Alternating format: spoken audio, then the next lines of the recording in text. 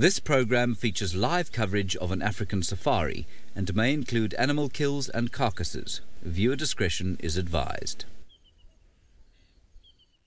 I know, Shem. I felt so bad saying no to her again yesterday. But I just was too hot and sweaty and had so much work to finish. Maybe Sunday. Sunday is VO day, though. For SafariLive. That's okay. Hello! Oh dear. We seem to have started with some gremlins. Good morning, good morning. My name is Brent Lee Smith. I have Craig, aka the Bat Man, on camera with me this morning. And I'm not sure what I'm looking for yet. I'm thinking I'm heading towards Torchwood. We haven't seen the Nkuhumas for a while. See if we can scratch around, find any tracks of them. And maybe Tandi and Tlalamba as well, and Tingana, and whatever else we might be able to find. I'm in the mood for some elephants this morning. I haven't had a nice Ellie sighting in a while. And remember, hashtag SafariLive on Twitter, or you can just pop your questions into the YouTube feed. It is still very warm this morning. Probably 26 degrees Celsius at 5 a.m. So I think we're in for another scorcher of a day. Now there's a weather warning for this weekend about high rains, lightning, all that type of stuff. However, I just went and looked at the satellite maps, and I think, as usual, the weatherman got it wrong. Well, maybe it's still coming. Maybe it's going to build over the day. For that, we have another really hot day. It is possible that it could build, but there's no, what do they call them? Tropical storms. What do they call them? And it's hurricanes in the northern hemisphere, cyclones in the southern hemisphere. Normally, when we get weather warnings, there's a cyclone building off the coast in the Mozambique Channel, or just to the south of the Mozambique Channel. And from what I can see, the only thing that could possibly turn into a cyclone is a few thousand kilometers off in the ocean, somewhere between South Africa and Australia. So I think we're quite safe.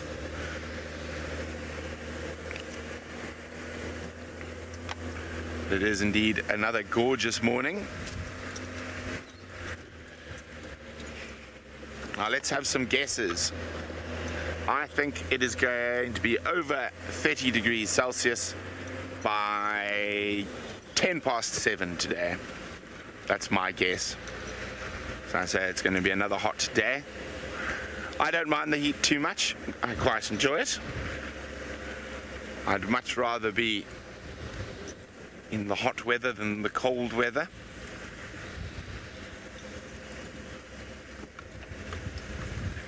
Okay, well, it seems like we've managed to, well, Jamie and Co have managed to fix her communications issues. So let's go say good morning to her.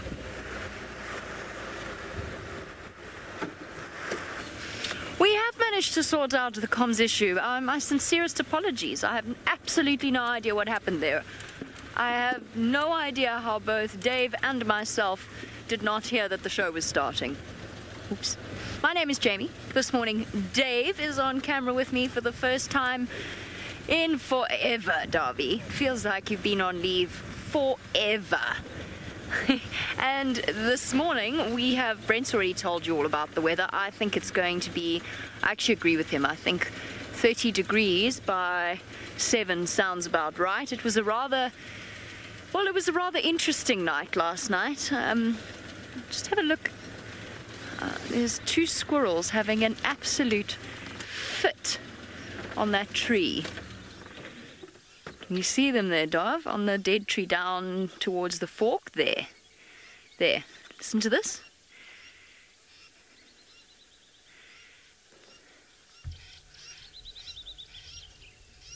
Look at their tails. It's my favorite thing about squirrel alarm calls is that the tail moves in complete sync with whatever it is they're shouting about.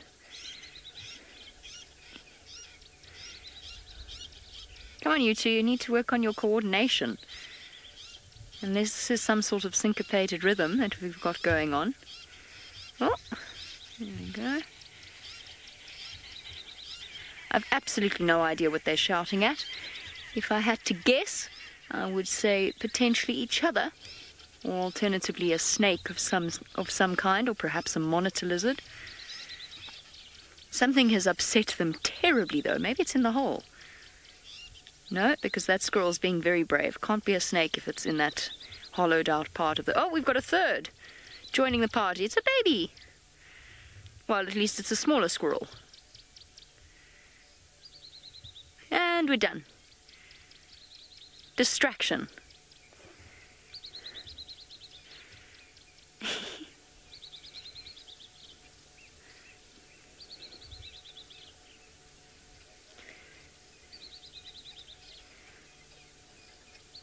Still squeaking. I don't know. Perhaps they're objecting to the stickiness of the morning. We all slept so badly last night that Brent accidentally punched me in the face in his dreams. I punched him back, though, before I'd even woken up. So, you know, we're off to a really good start. He woke up this morning, the first thing he said was, "Did I hit you last night? I'm really sorry." So, we've been to check the hyena den. We've had no luck. Of course. I really desperately need to do some non-live recording stuff with the hyena clan, and they just are not cooperating. They were there yesterday when I was on a training drive yesterday afternoon, but only very briefly. Corky made her way. Oh, hold on. Just give me 1 second. No, sorry, Brent, what was that?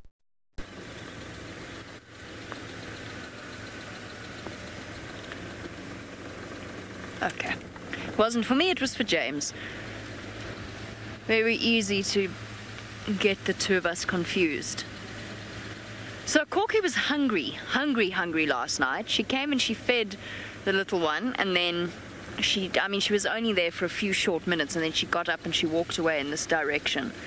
I don't know exactly what it was that she was aiming for, but she obviously heard something. No, sorry, it's a leopard stump. She heard something and she wandered off. I don't know. I've got a sneaking suspicion, but I've got no real proof except for tracks, that Tingana's been on a kill somewhere, and that they went to go harass him. Not 100% sure though. They definitely could have used a meal. No sign of Pretty, but then when I went back to the den this morning, there were plenty of tracks, little tracks, big tracks, so they've been around. They're just avoiding me, and it's very inconvenient. I mean, apart from the sheer fact that I would really like to see them and to show you just how much they've grown, because at this point they really are growing very quickly, they've vanished. As Brent's told you, the weather is going to take a turn at some point this afternoon. So we'll have to see exactly how that plays out. As most of you know, Steph keeps the camp in a state of readiness. Right, now, it seems as though this morning is going to be dominated by conversations about the weather. It's hot and sticky here on Djuma. Across in the Mara, they don't have that problem at all. In fact, it is raining with Tristan.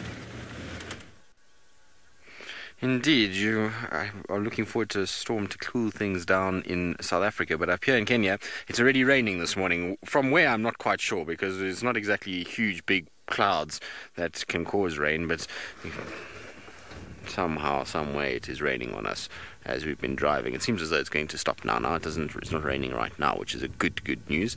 And because we're driving quite far, we're heading all the way back down to the Sausages, which is about an hour and 20 minutes from camp. So it's a long way down. And if it was going to rain the whole way, it would have been quite an unpleasant sort of drive down. But anyway, it's not, and that's good news now. It's hopefully going to stop. My name's Tristan, and on camera I've got James this morning, and it is a warm welcome up into East Africa. Hopefully we're going to have a good day. Like I say, the sun's just starting to come up now. It's still quite dark. In fact, without lights, it's not actually that easy to see. It's quite sort of dingy at the moment and quite sort of, what would be the word? It's bleak with the cloud cover that we've got and the sun not quite up just yet. Yesterday was a much brighter morning than what we had today so far, so it actually works in our favor because I want to try and get down to the sausages while there's still a little bit of activity. I hope that they're still on the buffalo kill. They should be. I doubt that they would have finished it by now, although you never know with so many lions feeding off it and those big males hadn't really started to feed too much just yet. They might have put down quite a bit and therefore we might see that it is finished. So I want to try and get down there in case it is finished and they move off quite a long way. I don't want to don't have to search for them too much today. Hopefully we will find them and be able to spend a little bit of time with them. The cubs yesterday was super cute, so that's the idea, is to try and spend time with them and to try and see what the little ones get up to and see if we can actually sex all of them correctly. We know one definitely is a little male. Now it's just to try and see if the others are too. But as you can see, it's quite a grey sort of sky that's coming over the escarpment. Now the rain that we've had, there's a cloud just to my right hand side that's just there. That's where the kind of rain is coming from. It seems as though it's going back over the escarpment, which is good news. That's going to take the rain that way and leave us down here on the floor nice and dry, hopefully. Not that we are dry anyway. I'm all wet now and it's nice and cold when it's wet like this at this time of the day. I wish it was warmer like it was in June, but then we would dry out quite quickly. But anyway, it's all good. I see James has got gloves on behind me here and scarves and 2 jackets, so he's well wrapped up in the back, making sure that he doesn't get too sort of wet and cold back there. As for me though, like I say, I've got blasted by a brief shower and am now completely damp around my neck and kind of that chest area. Anyway, we're going to head off south. As I was saying, we're going to try to get there with some haste. While we do that though, let's send you down to South Africa and Jackie, who I believe is at Chelapan.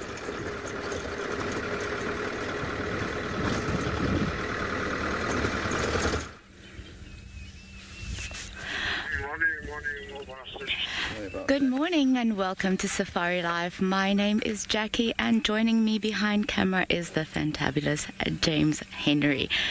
And we are welcoming you from Djuma in the Sabi Sands Game Reserve on the western fringes of the Greater Kruger National Park in South Africa.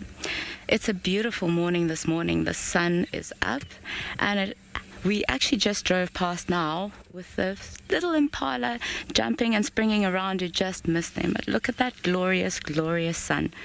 So it is definitely going to be another hot day today, as it was yesterday. It was a scorcher, about 95 Fahrenheit degrees. So as I'm judging about now, it should be around about 20 degrees Celsius, probably nearing towards the 70 to 80 degrees Fahrenheit. So look at that beautiful, beautiful morning. So it's welcoming us into the beautiful day of South Africa. It is my debut live today, and all of you have been waiting to see me since you last saw me at my interview. And I've been having lots of questions to say, when are we going to see you on Drive? And yes, the day has finally come. Here I am on Drive, on Safari, and I am hoping that I can show you a very, very beautiful country of ours and take you through a wonderful drive. Now let's go and have a look at these beautiful little impalas. I'm just going to reverse a little bit so you can see exactly. Absolutely, it's going to be interesting. He is our mentor after all, and we learn from the best. And just positioning so you can see these. I'm just so excited to see us all. There they are. Say hello to them. This is the new life. We've been waiting for a long time to see. We were looking at all the pregnant ladies, all the beautiful ladies, heavily pregnant. It was very, very dry with hardly any food for them to eat. But here they are. Here they are, the beautiful, beautiful little ones. Aren't they gorgeous? Look at them. No mommy in sight. Not a worry at all. They're just together. They're strong. And thankfully, they drop right at the right time after the rains, when there are fresh new shoots for them to eat and grass to eat. And also there's plentiful of water around the reserve because of the rains that we've recently been blessed with. Look at that one. Look at those big ears. Very, very cute. You see, they're out in the open all together like a little group.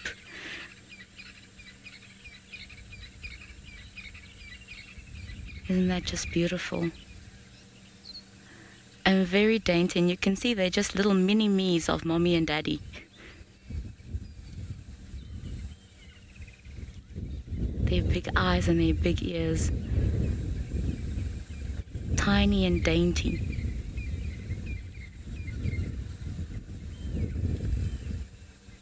Aren't they just too cute?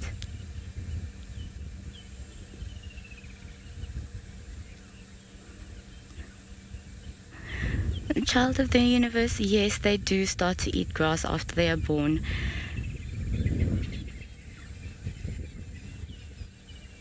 Impalas, obviously, when they are born, have to be able to survive immediately after they are dropped. So they are able to see, they are able to walk, they are able to do each and every single thing that they're supposed to do from the day that they are born.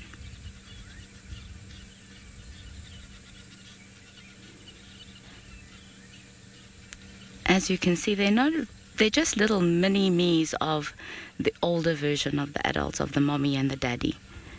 So at this stage, we can't really tell which are females, which are males. You'd have to look quite closely, I think, to be able to tell. But at this stage, they're still quite young.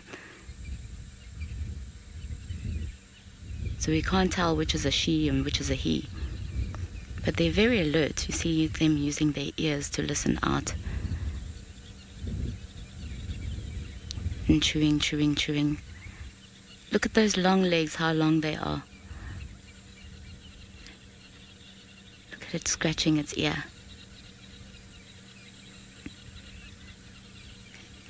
So now, while we wonder and ponder upon these beautiful, beautiful little antelope, we are going to send you over to Tristan.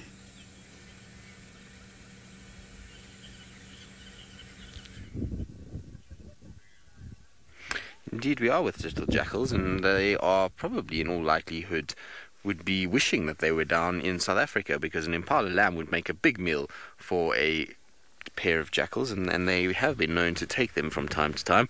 They also obviously go after all kinds of other things, but it's a good time for them to be looking out for those kind of things. So they're around, they're busy bobbing about through the grass. They've probably now started to look for a place where they can rest up. They tend to be more active in the sort of darker hours and around sunrise and sunset, but you can see they're busy bobbing away, and the reason why is because there's 3 hyenas that have just walked up the road in front of us. They've just appeared over the ridge, so these guys are just kind of milling about. Now, these should theoretically, it's tricky, it could be either members from the North Clan, or it could be a clan, I forget their name now. They were here when I left. It was one of the last sightings I had. It was a clan of hyenas, particularly an individual that had not been seen in quite some time. Now I can hear other hyenas busy playing around behind me and giggling and carrying on. I wonder if with the jackals here that the hyenas maybe didn't get something. Their bellies look quite full, don't they? You can see there's quite a bit of a swell on those bellies, and obviously the hyenas in this area are so successful. They typically have got food most nights, and so I wonder if that's kind of what's happened, is that they've found something, and that's why the jackals are also around. You can see the hyenas are kind of just looking about as if to see what the jackals have been up to here, and just kind of watch them run off into the distance. The other hyenas that we can hear are behind us somewhere along a lugger that are making a bit of a noise as well. These guys have been quiet for the most part, and it looks like they're moving off kind of this way towards the sort of west, which is interesting because the noise of the others is coming from kind of our northeast at the moment, so on the other side of the road, but maybe just because I'm parked here, they're going to do a big loop around me and then go back towards those guys. But what's also quite interesting is yesterday afternoon when we were kind of on our way down to where the sausages were, we had 2 male lions in this area, 2 young males. It looked like the same 2 that we had with the buffalo carcass a few days ago. I wonder if maybe they didn't make a kill and hyenas have stolen it, or yeah, maybe they ended up killing their own thing as well. Who knows? But they do seem to be kind of moving off in a different direction to where I thought they would have gone. Given the noise of the others, I thought they would have gone in that direction, especially because the others were having those kind of little giggles that they do get when there's a bit of play, or if there's food or something like that. There's a kind of little laughter which gives them their name and gives them that kind of what everybody kind of thinks is synonymous with hyenas, and so I would have thought they would have headed in that direction, but they don't seem to be too perturbed by that right now, and are just kind of on their own little mission, moving off. I suppose with full bellies, it doesn't really matter too much. All of them have got nicely swollen tummies, so whatever they ate, it must have been a fairly good meal, that's for sure. You can see that one's now going to stop and take a little scratch. Is that nice? Such funny animals. Must be difficult to scratch the back of your ear when your back leg is so short. It's kind of, you have to really kind of twist your whole head around just to be able to scratch there. It's not exactly like the cats, which have much longer back limbs. It makes it much easier for them to scratch. These guys have kind of got to twist their whole body. Lucky they have long necks, which makes it a lot easier to be able to scratch behind the ears. But off they go. They kind of seem as though they're heading, like I say, further away from us and into sort of thicket. Now the one has got its tail up on the right. Now you see that? Let's just see if it goes past some grass, because often when they have their tail up like that is when they're about to do a bit of a pasting. So these guys, when they mark territory, they will paste, when they basically have a little gland that sits underneath the tail, and that little gland will secrete a substance that allows them to kind of scent mark, and they'll leave it on little stalks of grass, and any other hyena that comes along is able to then smell it. But it seems now tail is down. Alright, good. These guys are going to disappear off. They're going to go deeper in and away from us. So we're going to carry on. We're going to keep heading southwards. We've got to head in that direction over there. And so while we do that, let's send you back across to Jamie.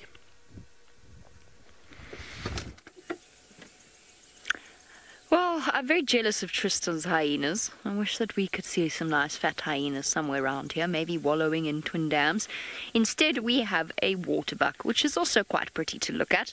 And it has been it was being the most patient waterbuck in the world. It's now decided that it's been tired of waiting for its close-up and is going to wander off into thick vegetation.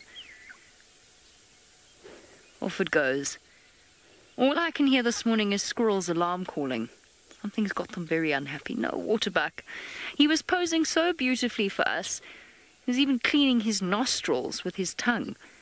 It was such a beautiful sighting. Okay, that wasn't the beautiful part, but it was still very pretty in this morning light. Now he's had it. He's gone. He's off. So are we.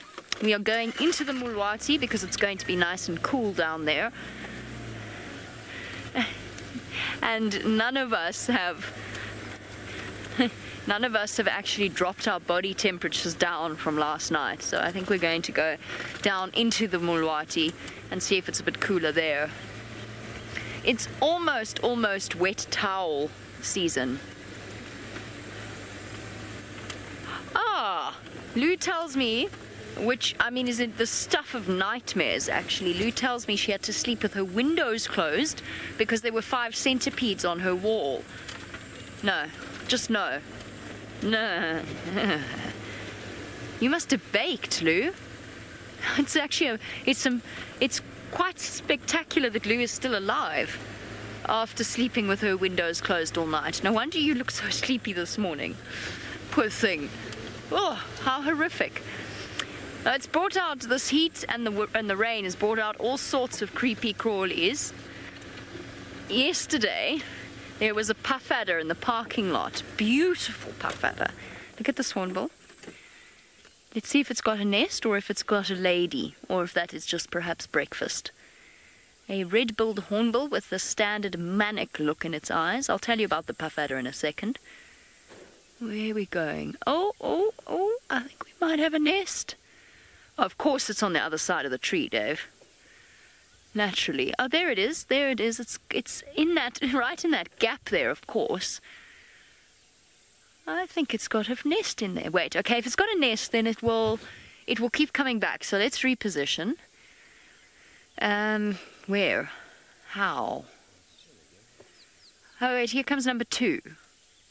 Here comes number 2. It's on this branch.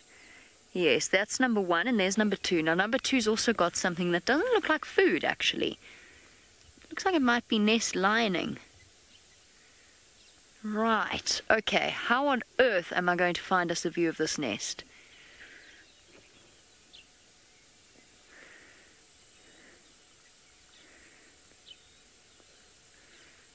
Alright, it's that time of year, everyone. Romance is in the air, birds are nesting, and impala are getting confused and trying to rut, and in the case of Tristan in the Mara, 2 lions have paired up.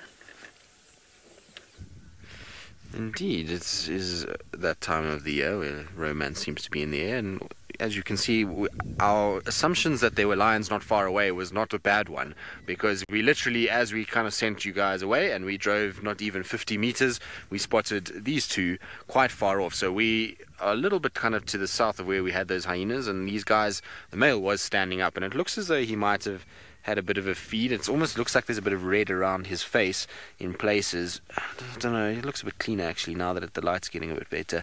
Maybe not, but I thought maybe he had a bit of kind of blood around his face that he might have eaten a bit earlier. His belly doesn't suggest that he's too full. Now this is one of the boys that I saw yesterday, where, like I said, there were 2. So I don't know where the other one is at the moment. Maybe because there's a female around, he is a little bit kind of more sort of nervous of being around, and this male might have just pushed him off and kind of gone off with the female to go and mate with her. Who she is impossible to tell at the moment. Given where we are, I would imagine it can only be either the Magoro, one of the Magoro females, or potentially, or probably more likely, one of the Awino females. So that would be my sort of guess, is one of those 2. We're in kind of area for both of them, although we're a little bit closer towards the escarpment, and so we know would be probably that's who I would hedge my bet on, if I'm honest. Now you can see he's kind of looking at her as if to say, come on, wake up, I'm here, you should be impressed by me, it's time to mate. Now the thing is that his mane is not very big. You'll have noticed there's a lot of bigger male lions that we see out here in the triangle, but this is something that we've started to notice. There's a lot of young males that are starting to shift in. As far as I understand it at the moment, that there is 4 different groups of young males that are actually in the triangle at the moment. So there's these 2 guys, then there's another 2 that was seen. The one has got a very, very short tail, so most of his tail. You can actually hear the hyenas are still giggling. I wonder if there isn't a kill nearby. You might also be able to hear a hornbill calling. That's a grey hornbill that's busy making a noise. So I wonder if maybe there isn't a kill nearby that the hyenas are kind of milling about over, because he keeps kind of looking in that direction. She's completely unfazed by all of this. Boy, do you want her to wake up? He keeps kind of looking at her so longingly. Please wake up. I'm afraid I don't think she's ready for you just yet. Now you see, every now and then he's going to put his nose kind of towards where her tail area is, and that's going to be so that he can just sniff around, particularly if the hormones. Now listen. I don't know if you can hear that.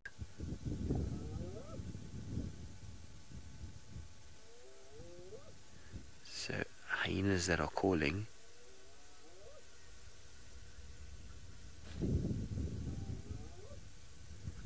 So that's where the hyenas are at the moment, and you can see as soon as they started calling how he bolted upright to listen to what's going on and just to figure out what's going on around him. She lifted her head momentarily, but is in no way kind of looking as intrigued or as alert as what the male is. He's definitely kind of looking around as if to say, who's there, what's going on, do I need to worry?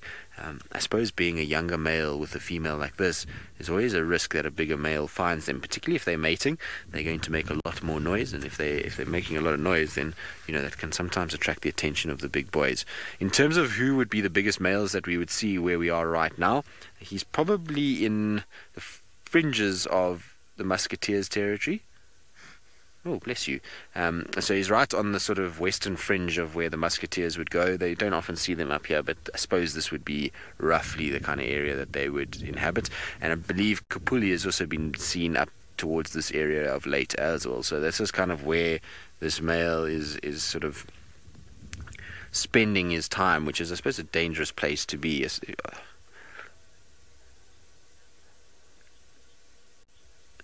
So, child of the universe, are the Wino cubs old enough for the lionesses to be mating? Touch and go. I suppose it's possible. She might just be in a false estrus. She doesn't look like a particularly old female. If I look at her, her ears seem quite intact, and just her general sort of body size is not monstrous. So difficult to say. I mean, without her putting up her head, it's going to be quite... Oh, that's nasty. She's obviously not impressed with him being so close. I suppose he doesn't have a huge mane yet, and therefore she'd probably hope that there would be better suitors than a young boy like this. But, you know, if he's around and there's no others and he's found a way to her, then, well, I suppose she's not going to be able to sort of say no eventually. He'll just be persistent and lie right there. But you can see she's not impressed that he's there.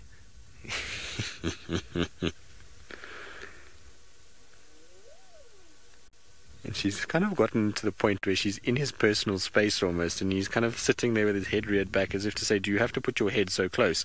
I was fine when you were lying side on, but I don't want your head where there's teeth and claws to be right under my nose. You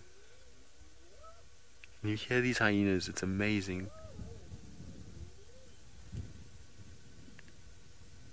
They're making lots of noise, those hyenas. I wonder if maybe the other male is somewhere there and that's who they are giving a bit of a hard time to. We might just take a turn back that way and just see what's going on there, because lots of noise coming from that side. Although it's not that excited cackle when they're interacting with lions, it's more just a kind of territorial whoops, and that could be that those three have joined with the rest that we were seeing, or that we could hear. And there's a kind of a bit of communication amongst them. That would probably be my guess. Now, like I say, I'm almost sure they're North Clan. Where we are right now, North Clan Den is just to sort of the back behind us here. It's not too far away. So I'd imagine that those are members of North Clan more than anybody else. But it's always tricky here, because the one day we were sitting here with Jamie and we were on a kill with the Owino Pride, and there was hyenas that arrived, and we all thought it was North Clan given the proximity to the den, and it was actually another clan altogether. So, you've always got to be a bit careful with kind of calling out which ones it is. I didn't see any of the members that I recognized from North Clan up there, but with all this calling and making of noise, and given the proximity to the den, I wouldn't be surprised that the sort of clan, if it isn't North Clan, that they arrive in the scene and try and kind of push off any rivals. Good. These two are quite sleepy, and so I still want to get down towards the sausages. So I'm in all likelihood going to leave the two of them to kind of have a bit of a nap. And so while we do that, let's send you back across to Jamie.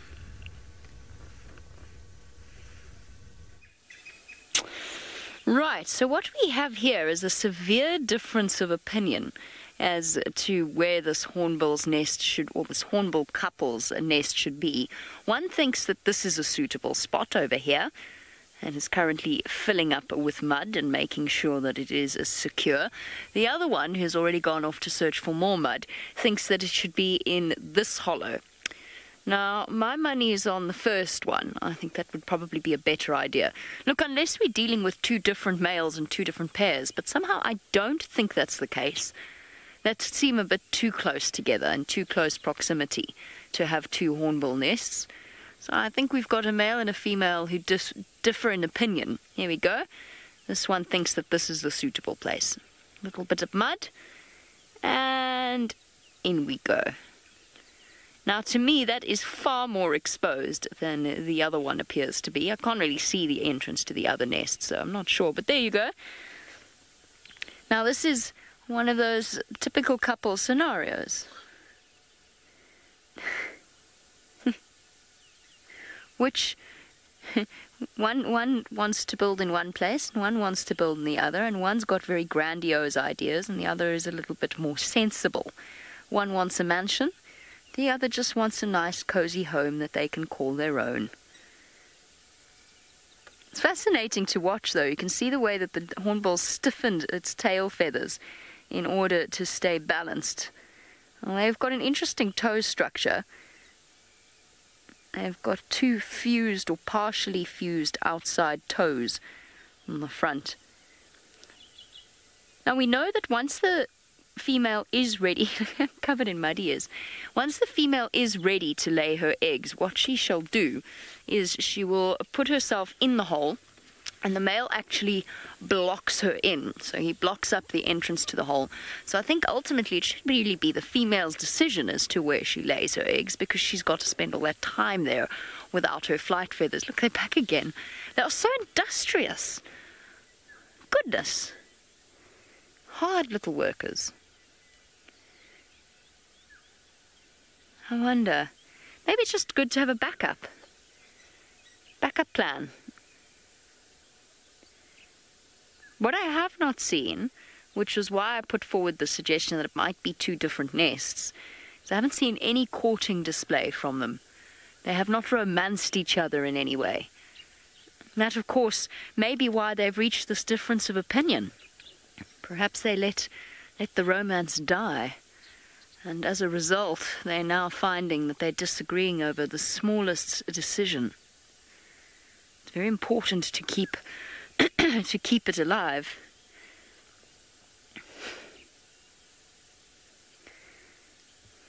Carla, when they're next to each other, you can tell the difference between a male and a female red-billed and yellow-billed hornbill. In both cases, the male's bill is slightly more stocky and well-built than that of the female. Oh, I think we just reached a compromise. No, we didn't. No, we didn't. Oh, now you're building at another spot. This is really not going to work, guys. It's very difficult. Oh, there we go. Yay. Differences are resolved. So in this case, it looks as though, I think it's the male on the right. It's a bit more difficult in red-billed hornbills than it is in yellow-billed hornbills. In yellow-billed hornbills, the difference is more pronounced. Everybody applaud the couple for their fantastic problem-solving skills. The key to a healthy and happy relationship, at least for the next breeding season. After which they will, of course, separate and go their separate ways. They could actually have multiple clutches together, because little birds fledge quite quickly, so they'll have more than one opportunity to produce a clutch of eggs. And what will sometimes happen is that occasionally the previous set of chicks, once fully fledged, will actually help the parents with this whole process. But for now, this early in the season, they're going to have to do it all by themselves, all on their lonesomes. Look, I think we've really got cooperation now. We do. Oh, isn't that lovely? Actually, I think now it's the male might be the one on the right. It's a bit tricky to tell. I've decided, since the last few days I've been thoroughly unlucky when it comes to finding things. I've decided I'm going to take it very easy, look for things like this, and my mojo will return. If I stop, not panicking about it, but being so focused on trying to find big cats, we'll just settle with this instead. No, MDR, these hornbills are not endangered. They're not like the southern ground hornbill, which, by the way, I definitely heard this morning, so there are some somewhere around here. So they're not endangered. They are actually positively ubiquitous in this area. There are hornbills of the red-billed and yellow-billed variety absolutely everywhere. There are plenty of them. They are classified as an animal of least concern. So there's a very big difference between a hornbill this size pecking on a glass window and a hornbill the size of a turkey with a beak powerful enough to crush tortoises and snails pecking on a window, which is of course one of the reasons why ground hornbills are endangered. They can be quite destructive. They are also very picky about their nest sites, even pickier than these ones. They do. These ones give it their best shot. They are not smart. Oh, I don't know. I mean, they see their reflection and they go absolutely crazy and attack their own reflection in the window. Lots of birds do that, but hornbills have a particular talent for it.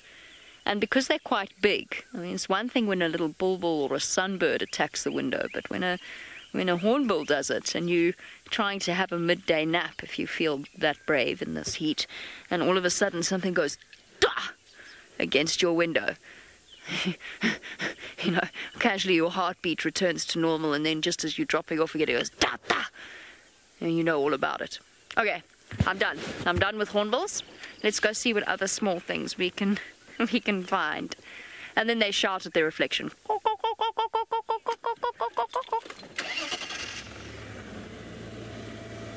We are going into the Mulwati, is the plan.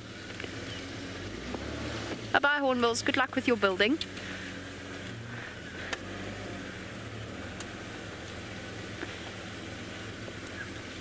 Okie dokie. Anything at Twin Dams? We'll pop onto the dam wall quickly for a moment, because otherwise I think my signal might disappear for the first stretch of the Mulwati. I see nothing. I'm just waiting for a lion or something to walk in. You know, because I'm not looking anymore. I'm just enjoying being out here.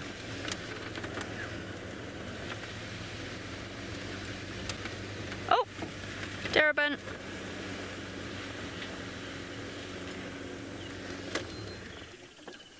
At the moment, driving around here requires very cautious approaches to things.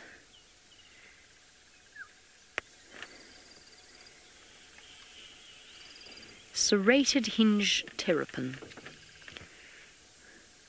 Looking thoroughly grumpy with life, as they always do. There you go, you can actually see the webbed feet. Semi-webbed, sort of the in-between stage of a turtle and a tortoise. Sharp little claws, but very ungainly on land. Not quite a tortoise.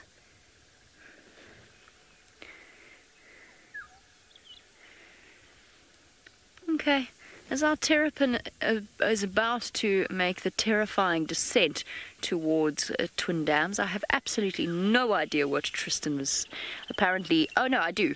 Tristan has found the source of the hyena activity. Let's see. Indeed, it took us a bit of time to find exactly where they are. We had to listen and try and kind of look, and eventually found them here. You can see they've absolutely destroyed whatever it was that was killed. It's a fresh carcass, so you can still smell the rumen content. It looks like, just given the size of the rib cage, probably a buffalo would be my guess as to what this is. I don't think the lions are involved. They might have just been attracted by the sound that was made, but you can see a number of hyenas that are here at the moment. Don't see any sign of Waffles being here. She would be the only one that is collared in the North Clan pack, and so, or clan should we call it, and so I don't see any sign of her here. But I would, like I say, this is the proximity to North Clan Den would be very surprising if there was this much noise and they didn't arrive and have a complete sort of clan war if this was a rival clan. So this is all North Clan members, as well. That's what I would bet.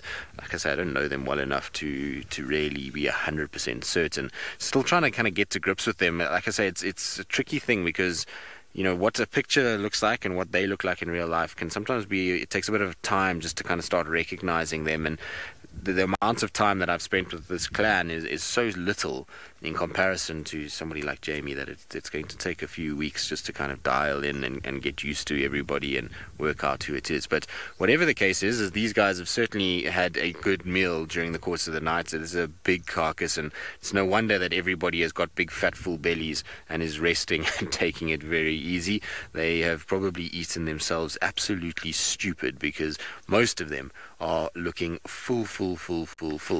What is interesting to me is that the lions are so close. I would have expected, if the lions to have kind of heard all this commotion, or have been chased by hyenas, to have gone off somewhere else and go and lie down and kind of get away from all of this. It's a lot of hyenas that are milling about, and only the two of them. I don't know if I would want to take on this many hyenas if I was those lions, and so I'd rather probably try and kind of stay away as much as possible. But they seem to be quite happy just sitting fairly close by and listening and kind of just taking it in. I'm hoping what would be nice is if there had been more than those two. I wouldn't have been surprised if they had tried to come in here and kind of have a look, especially if there had been the other male. The more males that are around, the better. Hyenas typically are a little bit more kind of nervous of big male lions than they are of females, and so females will kind of dominate quite regularly, but big males are a different story altogether. And this is quite interesting because there's definitely hyenas that are moving off down towards the North Clan-Den area. So right in the distance I saw 2 or 3 going, and then there's a whole bunch that are still coming this way. Now, Dory, yes, I think that these guys made this kill. I don't think that they chased off the lions, unless there was a bigger pride of lions that is around, and we have only just found those 2. But given the size of the bellies of pretty much every single hyena that we're seeing here, they must have had a really good kind of feed. Now, like I say, I mean, lions could have done it. It's very possible, but you must remember here in the Mara that hyenas do hunt regularly. They are animals out here that will hunt for themselves. Given the big nature of their clans, it's not that difficult for them to actually go about their business and hunt and find the food that they need. So it's a common misconception that hyenas don't hunt. Here in the Mara, they hunt very well.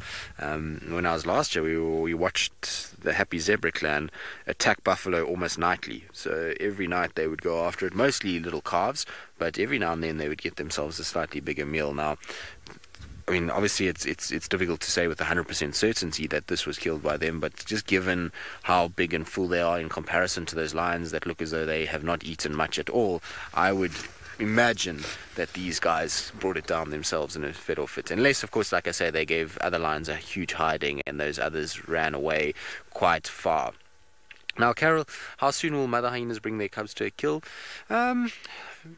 Depends on ranks. That will kind of often depend on how early or late they get brought in. But already from about 6 months, you'll start to see them actually being taken to kills if they're quite close to den sites. By 8 months, they really are kind of moving around a lot and kind of doing their thing. So you normally see sort of anywhere between sort of 8 months and 10 months is when the most sort of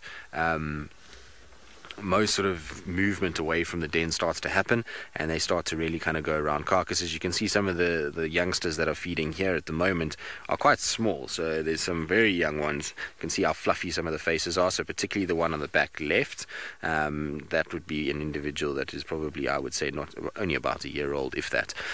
So a lot of the younger ones are also around. You can see their submissive behavior. Good. Now, we're trying to get to the sausages, but things are just kind of happening as we go, and so we'll spend a little bit more time here with hyenas. While we do that, though, let's send you back across to Brent, who's got, well, spots of his own, but my favorite kind, and there's 2 of them.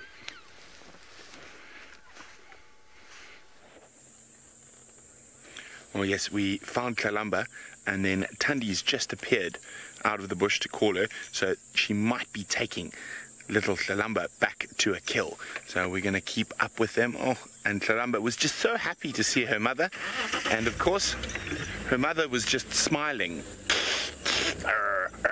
constantly as Kalamba tried to greet her.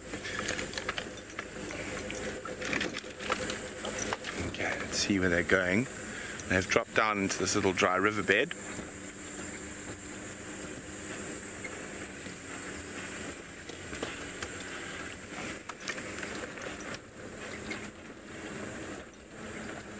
Crossing it, thankfully, not going through it, because that is quite difficult. Kalamba took us on quite the adventure through there yesterday.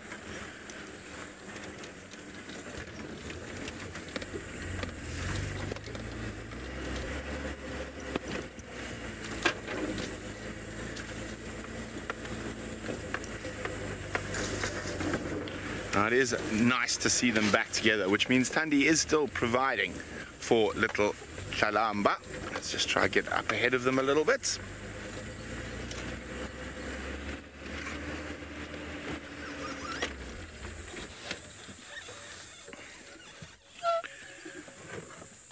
But every time Kalamba tries to get too close to Mom, she just snarls a little bit. The Tundi smile, and that we've come to know so well. But it does look like Tundi has possibly killed something. Her belly looks about the same size as when she left. And when was that?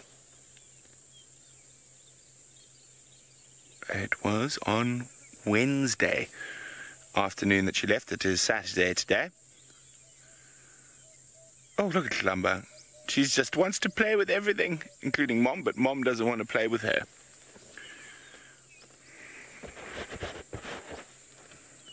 Okay, let's keep up with him.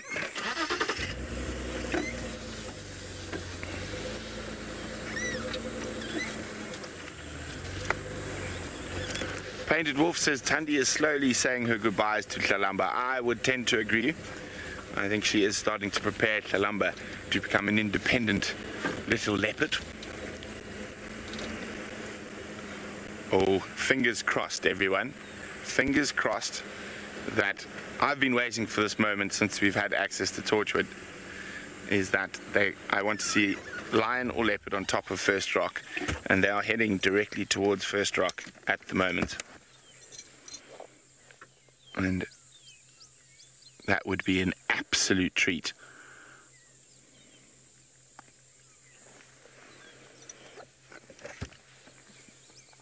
Oh, looks like they're going to stop for a drink first.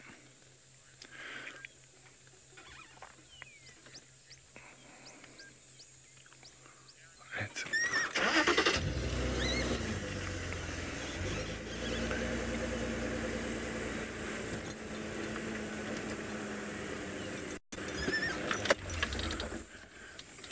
There we go.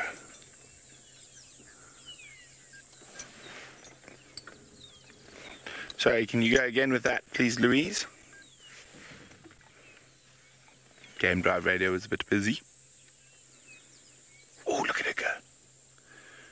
Paula is wondering what is First Rock. Well, they're now turning away from First Rock. It's a large granite outcrop on Torchwood. There's First Rock and Second Rock. And unfortunately, because I really wanted them to go that way, they're now heading away from First Rock. They're heading towards where this First Rock is due south from us here. Oh, Tlalamba's in ambush of her mother. She's going to go round the termite mound at high speed, and she should be appearing at any second. There could be a big jump. Oh, that was a bit of a letdown. Okay, let's get a bit closer. I thought she was going to leap out from behind that termite mound.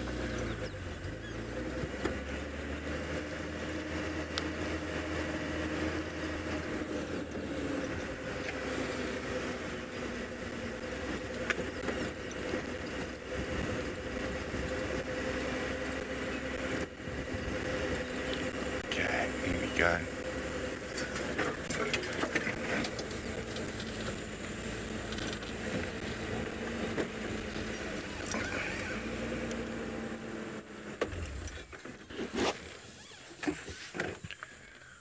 Maybe Thandi hasn't found something to eat and she just came to see her daughter. Look at her tail, how quickly it's going. That is one of the signs of annoyance in the big cats, when the tail is very, very busy.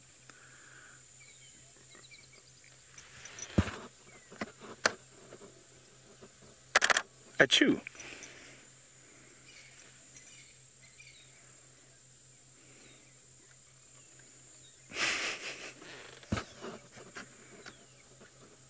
Here we go. Here we go. Tlalamba doing a bit of defleeing. Thandi doesn't seem to mind that as much as the swatting and playing. No, but tail in the face, she's not a fan of.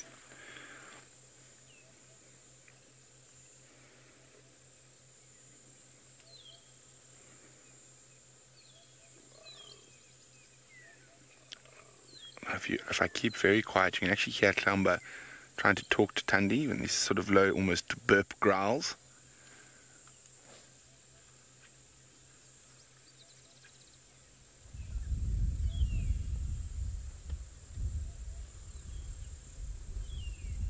Don't know if you guys can hear them. Sort of.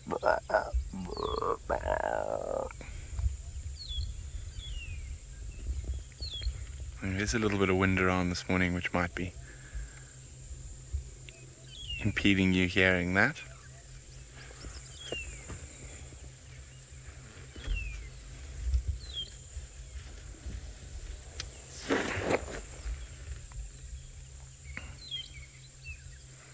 Mum, where are we going?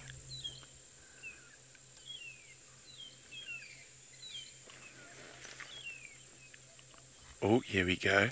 We're on the move again. We're going to keep following little playful Talamba and Grumpy Mom. While we do that, we're going to send you all the way back to the Mara to Tristan and some of Tandy and Talamba's worst creatures to meet. Well, good luck, Brenty. I'm sorry that they didn't go to First Rock. I sympathise with Brent's sentiments because I've also too wanted to see one of the cats on that rock itself. Now, these hyenas are funny things. There's one that's rolling around on it. Oh no, it's not stopped. It was rolling around on its back at one point, having a really fun time of it. The one on the right there was kind of on its back with its legs in the air, like a little kind of, you know, when hippos roll in the water. It looked a bit like that, but it was quite entertaining. But anyway, it's most of the clan that is here at the moment seems to be sort of lower ranking individuals and the young ones, and even then there's a lot of interaction around the carcass, which is quite fascinating to watch. You'll often see kind of interactions where certain younger members are chasing away older individuals, and so that will all be a rank thing, particularly around food. When you start to see that, then you know that, you know, the youngsters, if they're bullying males and lower ranking females, well, then they're much higher up. And what would probably have happened with this carcass is that when it was initially kind of brought down or found or whatever happened with it, you would have found that the higher ranking big females, like the likes of Soup and Waffles, probably packed down massive amounts of food and then have now moved off. And all the mothers that have eaten, they would have also gone off now. They'll go back towards their cubs, and they'll go and try and just kind of feed them and make sure that they're all happy. But you can see slowly but surely now everybody's starting to kind of finish up. I don't think they're going to eat too much more. Everybody has got massive bellies at this stage, and so I think they've pretty much kind of worked through most of what they can and eaten as much as really is probably possible for some of them. There's a few that could probably fit a little bit more in still, and they'll be the ones that will kind of come in and out. But you can definitely see how that one walking towards the others, they all kind of panic a little bit and move away. So that'll be a higher ranking youngster than some of the sort of ones that are in the background. Now watch here, let's see how this works.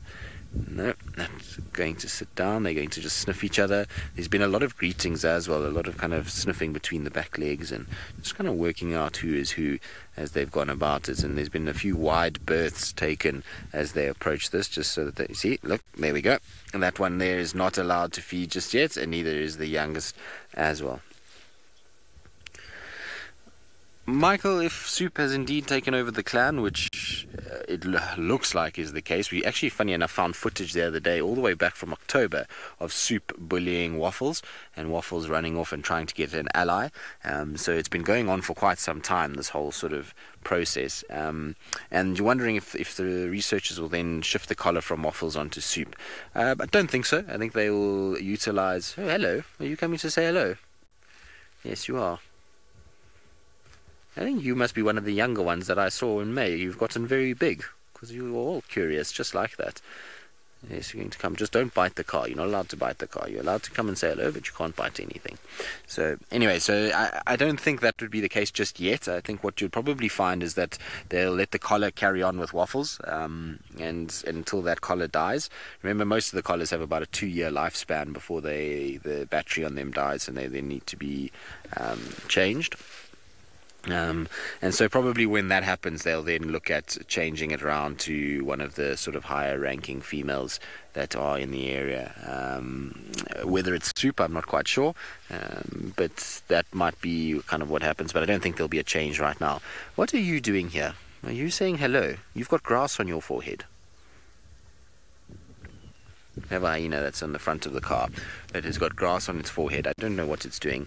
Are you chewing things? You're not allowed to chew lights. They do like a light every now and then, these hyenas. It's funny, when Jamie used to go to the den, it would be a game of what part of the car was missing next. And every time she would come back, there would be all kinds of parts of the vehicle that had been chomped on and chewed and moved. And you can see there's one that is just here. So if I move slightly, I don't know if you're going to see it, but there's one that is kind of just around the front of the car. That is, there it comes. Hello. What are you doing? No, you can't come and eat my hand. Yes, I'm going to reprimand you if you're going to be naughty. But you can see there's a piece of grass on it. It's just above its eye, which is quite funny. Why don't you get rid of the grass? I suppose you're covered in blood and meat too, so it doesn't really matter, does it? Yes. very intrigued by us this morning. Are we interesting? Are you coming to see what's going on? What's happening? Funny animals. Now you'll see they'll come right up towards the sort of side of the door. This is part and parcel of having them around. It's the normal sort of story when you go to the North Clan Den. This is kind of what would happen, is you're just getting all these youngsters would sort of end up moving around, and they've all just gotten so big now that it's kind of amazing to actually see how large they've actually become. And so they still got the curiosity even though they've gotten bigger. And the problem is now is that because they're so big and their jaws are so strong, if they do decide to start biting on vehicles and start pulling on things, they're going to be able to break things a lot more than what they used to be able to do. So we're hoping that they won't. It's just me moving in my seat, you silly thing. Don't worry. You don't have to run away. Very cool. It's always amazing to spend time with hyenas when they're curious. They often will come and just kind of investigate and have a little look around and just see what exactly is going on. Now I was just having a look with my binos to see if those lions are still milling about or if they're still kind of sleeping. I can't see any sign of them from where we last saw them, so they seem as though they're taking it very easy. But still a little bit of food there for these guys to eat, I suppose. They might find that they spend most of the day lying here, particularly those that don't have cubs, and the males they'll end up lying and spending a lot of time. Now, maple syrup, you sound like you're from the North Clan, because the North Clan has got all kinds of funny names. There's Hershey's and all kinds of things like that, and so I think is there even a maple syrup? Blue, you need to ask Jamie. She might be able to tell us. There might be another type of syrup that is in the North Clan. But you're asking, are hyenas intelligent? Yes, they are. They're probably one of the most intelligent animals that we have out here. And you know, they are incredibly clever in their ability to problem solve and to figure things out. And some of the studies that the researchers here have done with these animals has been absolutely fascinating to see how these guys go about things and how they work out problems. You'll often find that they will be able to solve things. They do these kind of, they have boxes where they'll put things in and they'll try and kind of make it a sort of a trick for the hyenas to try and get to whatever's inside the box, and they are actually able to work it out. Now Jamie says no, there isn't a syrup in the North Clan, but maple syrup, I think you would fit in with the North Clan given half the names that come out of this particular grouping. I mean, if you would be a good sort of lineage from waffles. I think waffles and maple syrup would make a good kind of combination. But they are highly intelligent creatures, and when you watch them go about hunting and kind of also, you know, working out how to chase lions, it is absolutely fascinating to see how they do things and how they go about it and the way that they kind of get everything right. But I'm sad a little bit that Jamie isn't here, because this would be the kind of sighting that she would absolutely love. I know Jamie loves nothing more than to spend time with hyenas, and these kind of things where there's hyenas all around the car and lots of them would be Jamie in her seventh heaven. And so hopefully she'll at some stage be back around the North Clan. I know she has a very soft spot for them, and like I say, I feel sometimes a little guilty when I sit here with these guys, because I think she would enjoy it that much more than what I would do. Right, now we're going to leave our hyenas though. I do need to get down to the Sausage Tree Pride. I've got one or two other things that I need to shoot, and so I need to head in that direction. And so while I do that, let's send you back across to Jackie, who is, well, she's doing something, but I didn't hear what, and so hopefully it will be entertaining.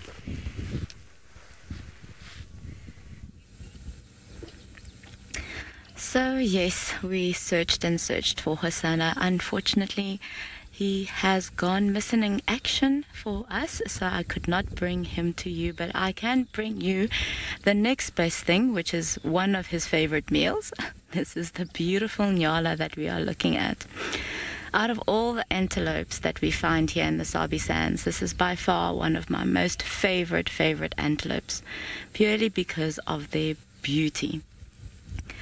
The different colors that you find on a nyala are just incredible. I always feel like when you look at them and you look at their legs, they look like they're wearing socks, especially the males. I mean, the females are pretty bland when you look at them, but the males to me are very special. Look at their legs, they've got this orangey, as if they're wearing socks, and then like a sort of woolly coat that's like ready to go anytime. Really beautiful markings on them. And the long hair on the back, almost like horse-like hair. Stripes as well to help them blend in the background. Munching away. And you'll find a lot of the other antelope are now more down towards the ground, as opposed to when we saw them during the dry periods where they were feeding more from the trees, so their heads were higher up. And it's because of the rain having fallen down. There's a lot of fresh green shoots that have fallen down, that have now sprouted up, not fallen down, sorry, sprouted up, and they're just taking advantage of all this nourishment that's just now come through with the beautiful rains.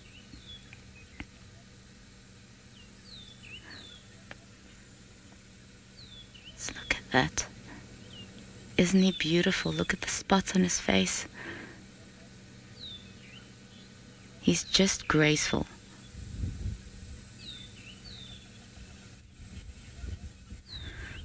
Okay, so yeah, apparently these nyalas are not that interesting as what Brent has got, as Kalamba is in the tree. Let's take you over to him.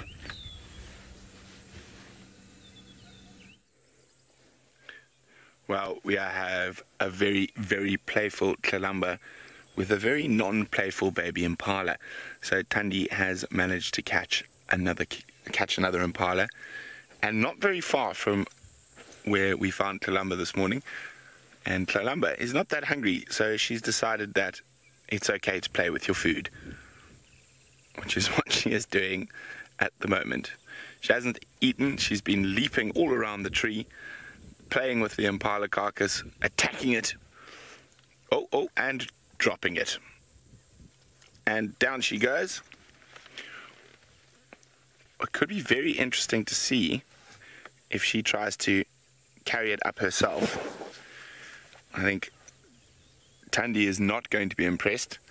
Luckily, no hyenas around. And look at that, she's dragging the impala by herself.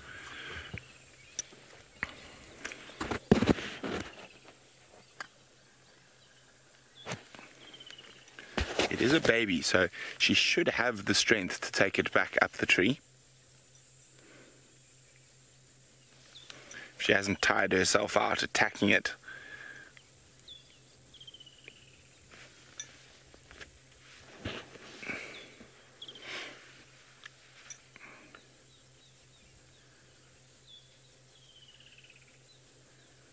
Yeah. Craig, would you like me to move forward a bit? Oh no, where is she going with it now? Okay, let's just move quickly.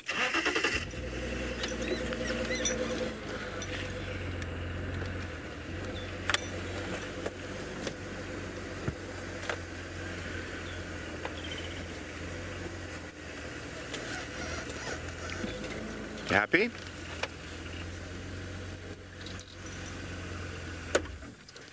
So she has dropped the carcass. But no hyenas around at the moment, but that doesn't mean there won't be. She's properly playing with it. Now, this playing is quite serious. Look how she's going for the throat. Oh, she's missing the throat. She's biting it in the middle of the chest at the moment.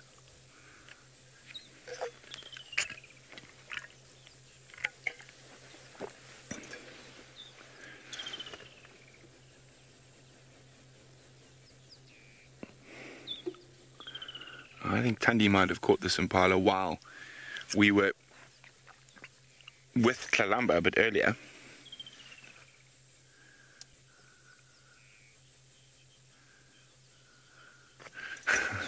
Snazzy says her dropping the kill is comparable to youngsters sneaking out of the house. Ooh, I don't know. I think it's... Oh, look at her go. Where are you off to with that now? Where are you going? Okay, I'm just going to move again quickly.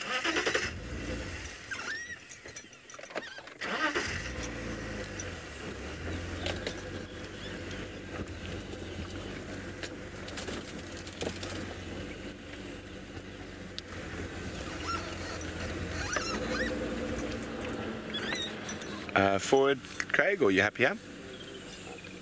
Slightly back. There, cool.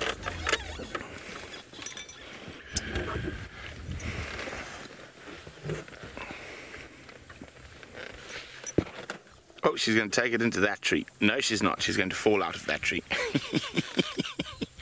Also, that is not a good tree, Kalamba. Hyena wouldn't even have to get onto its back legs to get it out of that tree.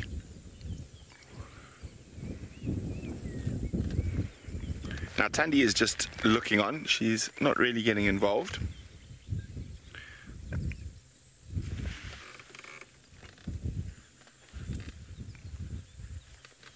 Oh, she's going to try lift it again, Craig. Oh, oh. That is ridiculous, Kalamba. Jamie says it kind of looks like Kalamba knows how to make her own kill. I'm sure she does, and I'm sure she's killed quite a few little things, scrub hares and things like that. We saw her with an adult impala carcass, but I think that adult impala carcass died from bad condition. I think she found it. I don't think she killed it. And even though it might have looked like there were suffocation marks on the throat, you can see how a young leopard plays with the kill that they brought to by their mom. And if she even found that one by herself, I'm pretty sure she would have done the exact same thing.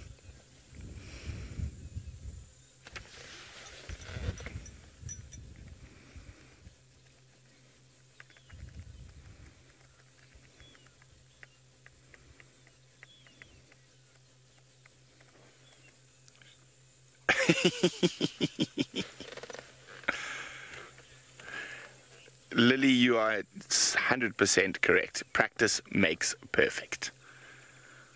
Oh, I don't think that's a good one to stand on. That is going to break. But we're going to ride it all the way down.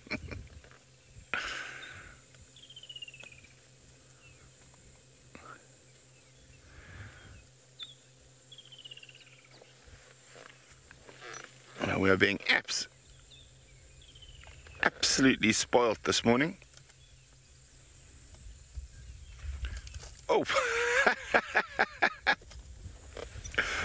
Oh, isn't that wonderful?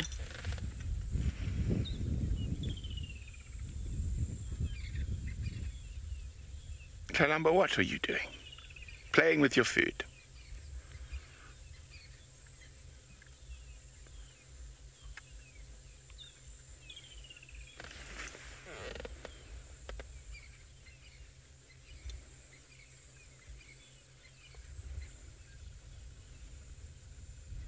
Well, she looks like she's worn herself out.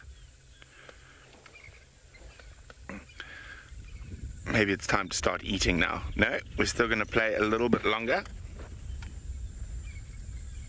Achoo!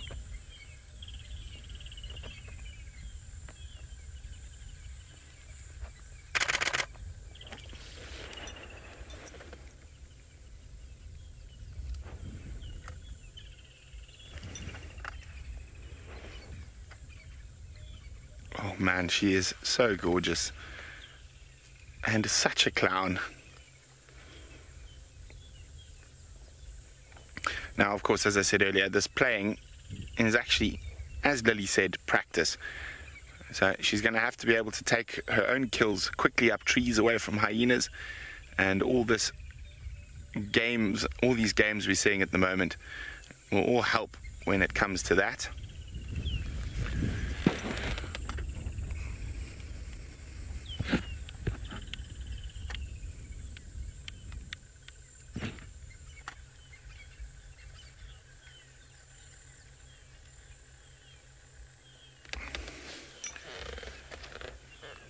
Maple Syrup says, why did the leopard kill the prey if it wasn't hungry? Was it just for fun? No. They're opportunists. They will be hungry. Kalamba is hungry. Look at her belly. It's not that full at all. But being a youngster, play is quite important. They will eat this impala. And the other thing about leopards is because they are able to store kills in trees, they don't have to be hungry to feed, and they'll feed on this carcass even when it's rotten. Oh dear.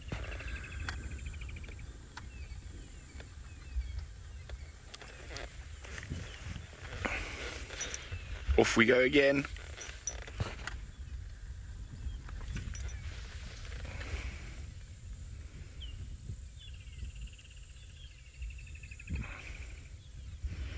can see there's some holes in that impala that would not have been made by Thandi. Those are all from all the playing that Tlalamba has been doing.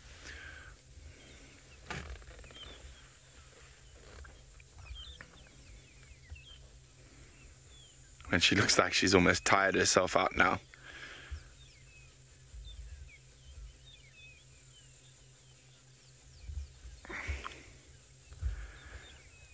And it is a little bit cooler than it has been the last couple of days. Not much, but a little.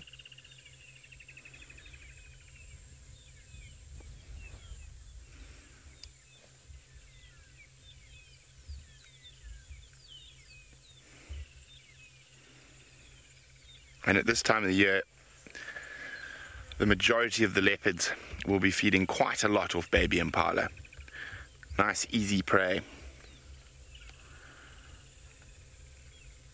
And of course, one could argue that it's good for the impala as well.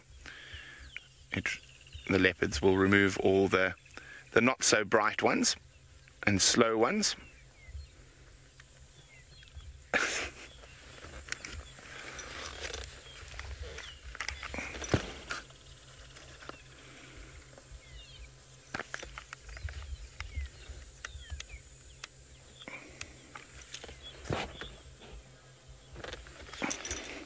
Starlight says, do I think she's tenderizing the meat? Not at all. I think she's just having the best time. She's just playing. But you can see the bouts of play are being interspersed with bouts of rest far more frequently at the moment. And she's sort of wearing herself out.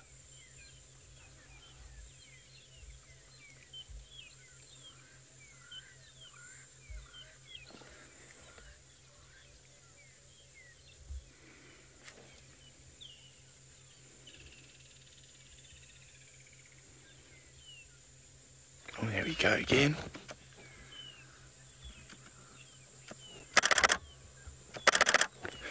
Okay guys, well, Tlalamba continues to be ridiculous with her little impala carcass, well, Thandi's impala carcass. We've got another lion heading towards Tristan's mating pair. Who knows what could happen next?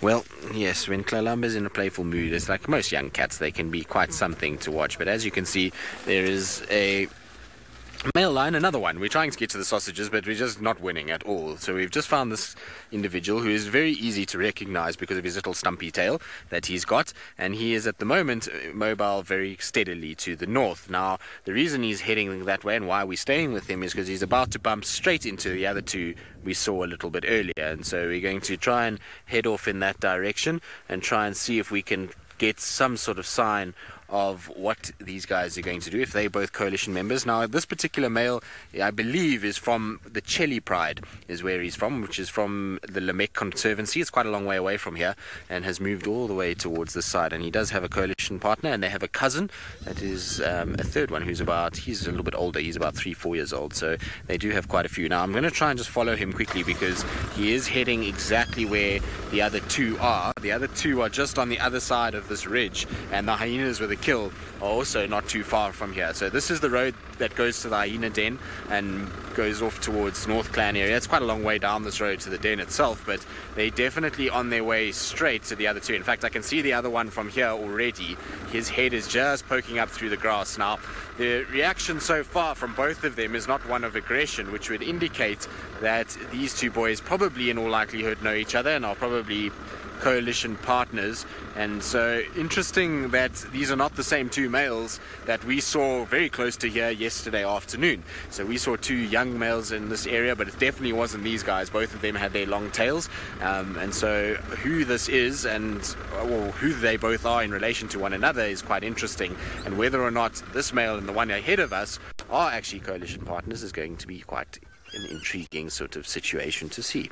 I think it's going to be fascinating to watch how this plays out. He's going to go straight towards where the other male is, and I want to just see. The other male doesn't look like he's seen him yet, which is interesting. So I'd imagine that the two of them eventually will pick it up. He probably has seen the other male. If I can see it, then this lion most definitely can as well. But they are moving slowly but surely towards one another. He's kind of angling off a little bit to the right, but we'll eventually get there and be with him. Now, it's going to be interesting with the female if there's any aggression between the two boys. Often females brings out the worst in males. They can be a little bit aggressive to one another if there's a female that they're fighting over. So I'm just going to try and catch up with him again.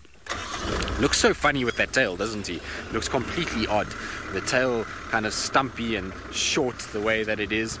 Shame. I wonder what happened. Probably something to do with hyenas or other lions would be my guess. That chomped off half of his tail and left him with a little short stumpy that he's got now. So he's probably... It's all healed. I mean, it's not going to do anything to him, but there's the other male there. Now I'll try and get a shot so we can get them kind of both in frame. He might decide, no, don't move now. Now that I get you perfectly lined up, you move.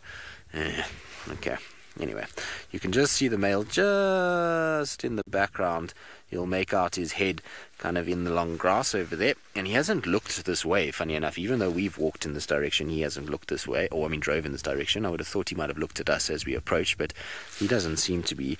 And this male is watching him, but he is definitely not watching this guy at this stage. Now, the difference is this guy's got a monstrous belly in comparison to the other two. No, he's going to flop down right there. Well, that was an anticlimax of note. I was hoping that the two of them were going to actually come together, but it doesn't seem like that's going to happen at all. He's going to flop down in the shade and fall asleep because he's seriously fat and full. And that male, well, he's just still sitting over his female. And I'm surprised because I would have thought even if there was a female that they would have gotten a little closer than this, but I suppose there's not that much shade. It's going to start getting warm when you've got a fat full belly. I suppose better that you kind of join and make sure that you kind of stay, I suppose, out of harm's way and get not too close to the male with the female.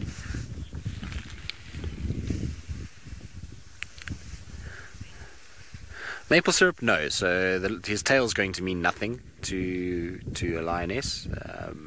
As long as he's got a decent sized mane, he's able to control territory, and he's a healthy individual, then that's all that counts. A tail means very little in the world of a lion, and she's not going to worry at all. They're not as vain as people are, and so, you know, it will be okay. I mean, if you look, you know, he's now looking in this direction finally, which is good news. Let's see what he's going to do. Look, you see now he's stood up. She's up as well, and you see how he's scent marking. So that is a clear message to this male that this is my female, don't come any closer. Like I say, I don't know whether or not they are actually coalition partners. I would imagine that they are, the two coalition males. I know that this male with the shorter tail does walk around with another one, and so it wouldn't surprise me, but his behavior there was as if to say, I see you there, but this is my female. I'm going to mark right here so that you know that you mustn't come any closer at all. And the thing is, though, all that display was for nothing because the other male wasn't even watching what was going on. But that is exactly what he's doing there, is just to try and make sure that this guy closest to us knows that he's in control of that female. Now, his mane is much bigger than this guy's mane. You can also see, though, that he has not fed in the same way that this other male has. His belly is much smaller. It's not as nearly as swollen or as big. But he's a beautiful young male, isn't he? It looks like he's in perfect condition, and he's still longingly looking at his female, hoping that she will mate with him, but so far it seems as though nothing is really going his way. Now, this other one's also noticed. Now, let's just see here, because for the first time they've both kind of perked up and sort of looked in each other's direction. The fact that there's really no aggression towards one another tends to suggest that they know each other and that they are both coalition kind of members, and there's just a little bit of, I will take the female and you just stay over there. So, you know, if it was two different males, I would have expected a lot more from them, particularly the female involved. You would have expected a lot more aggression and a lot more kind of calling and salivating and those kind of things. So they must know one another at this stage, and they're just happy with the distance that there is at the moment. This male is going to groom himself and probably end up sleeping, and well, that one is just going to watch over his female for a little bit longer. So I was hoping that we were going to get a little bit more out of that, but it seems as though there's nothing really going to happen. Mrs. Lapwing, no, he wasn't scent marking on her. That would just be rude. He was scent marking just to the left of her. So she's lying sort of to his right side of his face, and his tail was facing the opposite way. So it's just kind of marking next to her. It's not actually marking anywhere on her. I think if he peed on her, she would not have been very impressed, and she would have gotten up and moved. So also, she would never allow him to scrape his back legs on her. She would have moved long before that. The kind of way that they deal with one another, as you can see, is every time he gets too close, she sort of growls at him and rolls away. So she's not going to allow him to kind of stand over her and pee on her while he's sort of showing off to his coalition partner. So, I think it's just more him kind of doing it to the side, and it's just, it looks very close to where she's lying.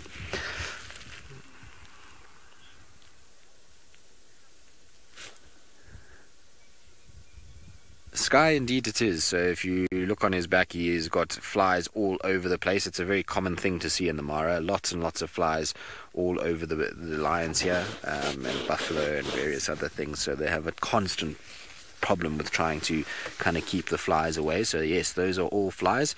It looks like he's been kind of lost fur in a way, but that is not. That is, you can see they are all moving. So it's never a very pleasant experience for the lions here. They often are covered like this. I've seen it on females and big males, and they constantly have to try and kind of keep them at bay. And they probably find he's got a much higher concentration, particularly in that spot, because he doesn't have a tail to flick them away. Now normally a lion with a longer tail will flick its tail and brush it along its back, basically, and that will kind of disturb all those flies, and the flies will move. He doesn't have that luxury anymore. His tail's too short, and so he has to just get used to the irritation of flies in that area. The only way he'd be able to do it is if he turned and used his head to try and kind of sort of bite at them and flick them away, but they're just going to come back again, and it will be a futile exercise. And so with a big fat tummy like that, might as well just let them crawl on him. But I'm pretty sure it's a direct correlation to the fact that his tail doesn't reach there at the moment, that he has such a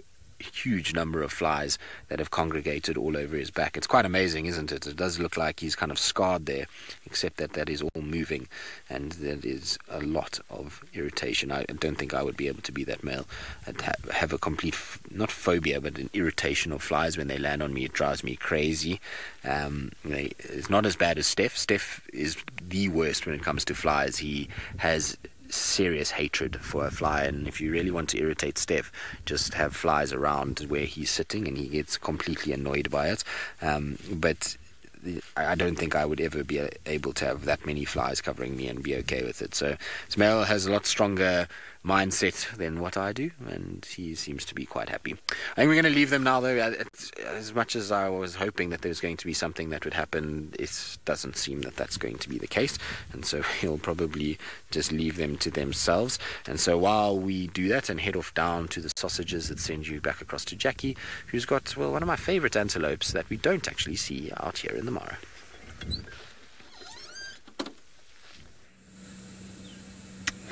Indeed, Tristan, I have got one of your favorite antelope, and it is also one of my favorite next to the Nyala. Reason being because they are similar looking to each other, but very, very different as well at the same time. Now, if we look at this one, it's a male, a young male, and what fascinates me about these antelope is that you're able to tell their age by the way that their horns spiral.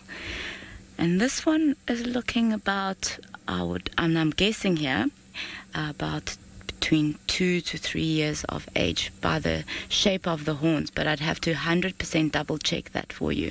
As you can see, they haven't started yet spiraling out. As they grow older, the spirals then become larger, and kudus are very well known to be the antelope that have got very, very beautiful large horns.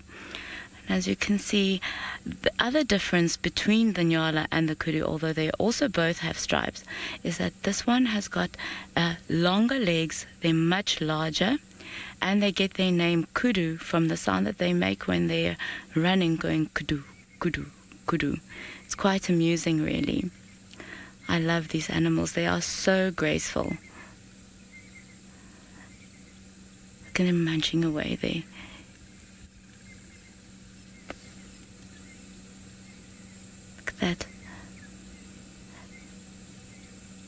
Isn't he just beautiful?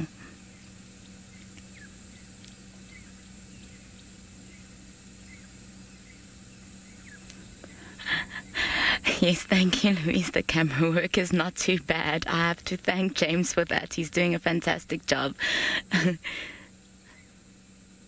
it's just like the detail is incredible. Look at the large ears. And this is what the antelopes have here in the bushes. They have these large ears so that they can hear everything that goes on around them, so that they don't miss anything.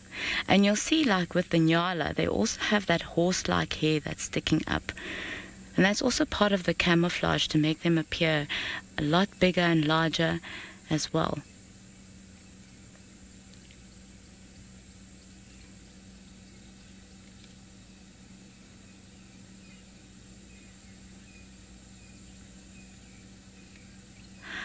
Aiden, the nicest animal, it's very difficult to choose, really.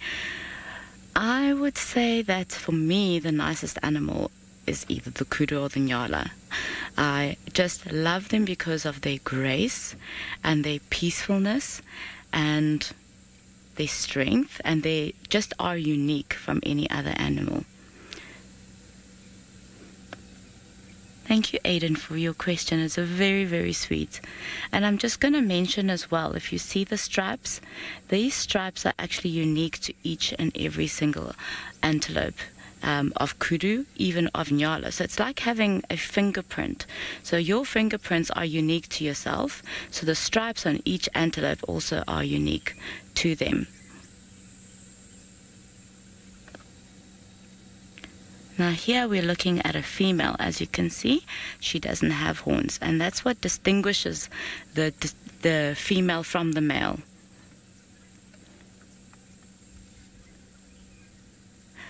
And while we just look at this beautiful, beautiful female, we're going to send you over to Brent, who has Hlalamba.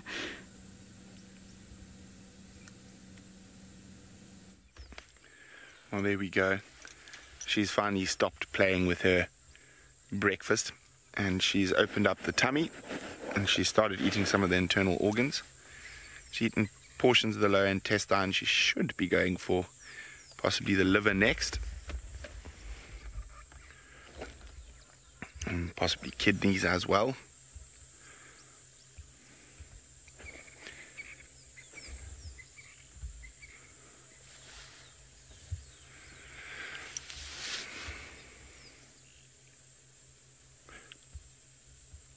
So just to warn some of our more sensitive viewers, it could get a little bit gory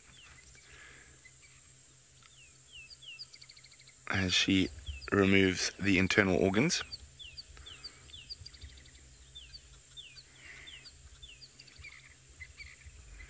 But meat is meat, and a leopard must eat. There you go, it looks like she's going for... She's trying to get past the large intestine.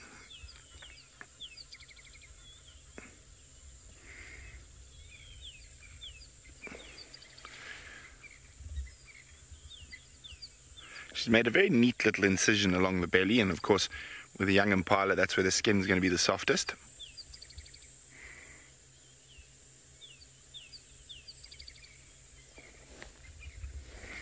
And you just see Tundi's tail in the foreground.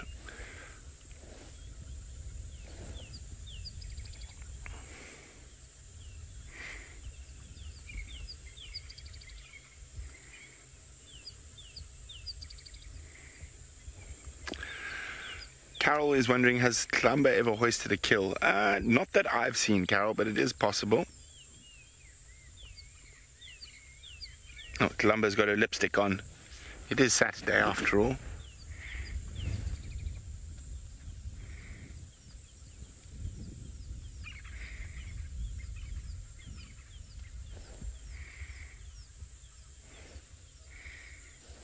Tundi, what are you thinking?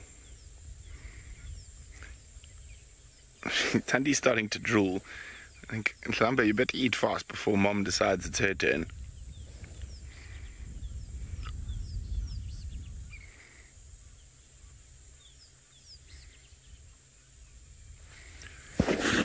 Octo girly. Oh, there we go, Hlalamba. Oh, sorry. I was watching it. Columba just started hissing at Tundi when she turned towards her, showing Mom she can do it too. Octo Girlie was wondering, is Tundi not hungry? Well, not as hungry as Columba.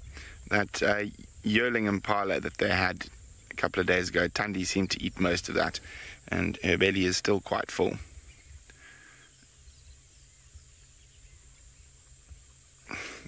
She is starting to salivate. You can see that long line of saliva hanging off her bottom jaw.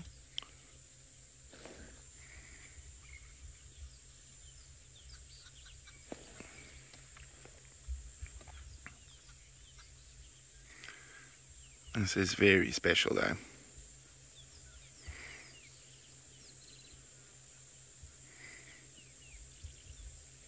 Hey! Yum, yum, yum, yum, yum. The Tundi smile.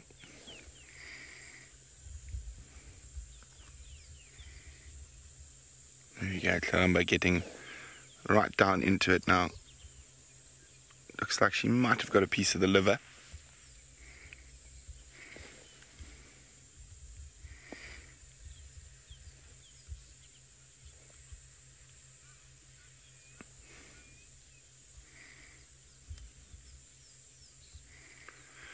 Bill is wondering, what is the longest period of time that a mother and cub will stay together? There is no set answer, Bill. It often depends on the individual leopards themselves. The longest I've seen a young male leopard try to stay with his mom was till about 26 months.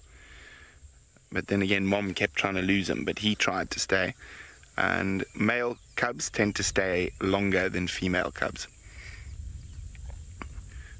And Tundi has a habit of leaving her cubs at a quite a bit younger age than other female leopards, so there is no hard and fast rule.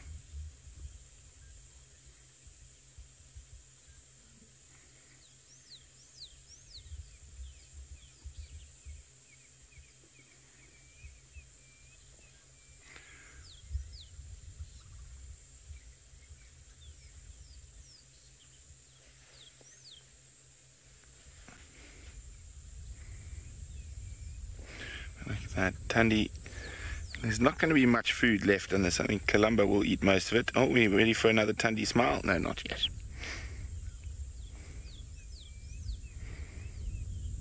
But hopefully they should be here this afternoon as well. I don't think they'll move too far.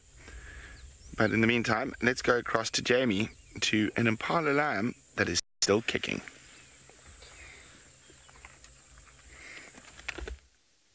I thought you might like to see a live impala lamb after the entertaining but somewhat tragic sighting with Columba. At least she's managed to eat something, and this little one is still a little bit stumbly on its feet.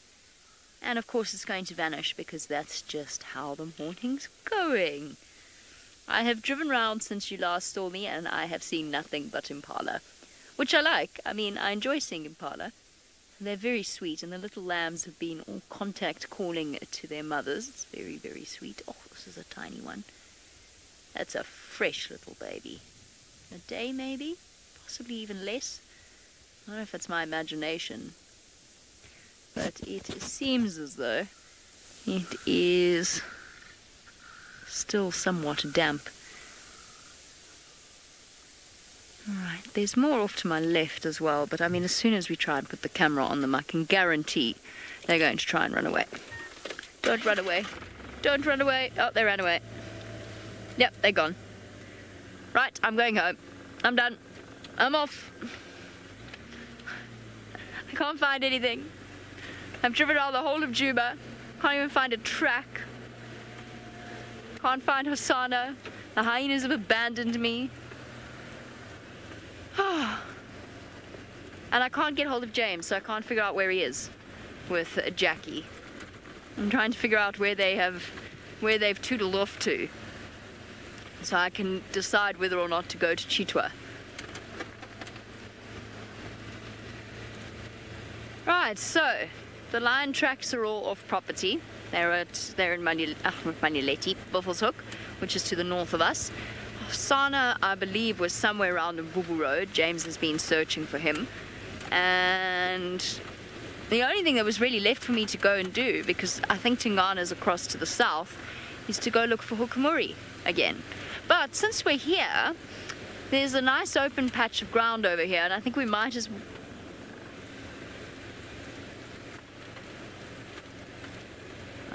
Okay, cool. Alright, thank you, Lou, for providing the update as to where James is. That does help immensely. It means that we can go to Chitwa Dam and see if maybe there's any ellies coming to quench their thirst.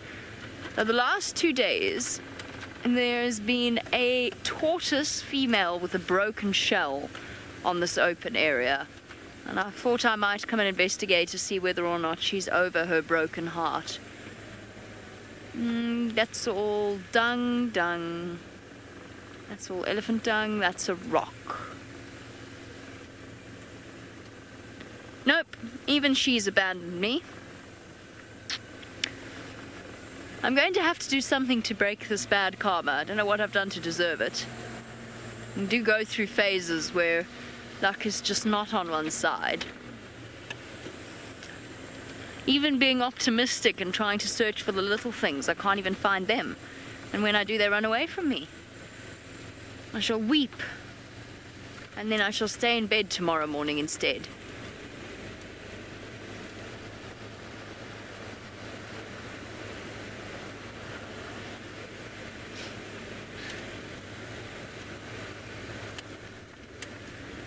Deja vu, you say that I've had no luck and that even my big toe is rebelling against me. Did I tell you about my big toe? How did we know about that? Did I mention it? I don't remember mentioning it. That's weird. How did you know about my big toe? Okay, apparently Tristan... How does Tristan know? I don't even think I mentioned it to Tristan. This is creepy. I'm chatting about my big toe. Okay, yes. Okay, my big toe is decidedly injured.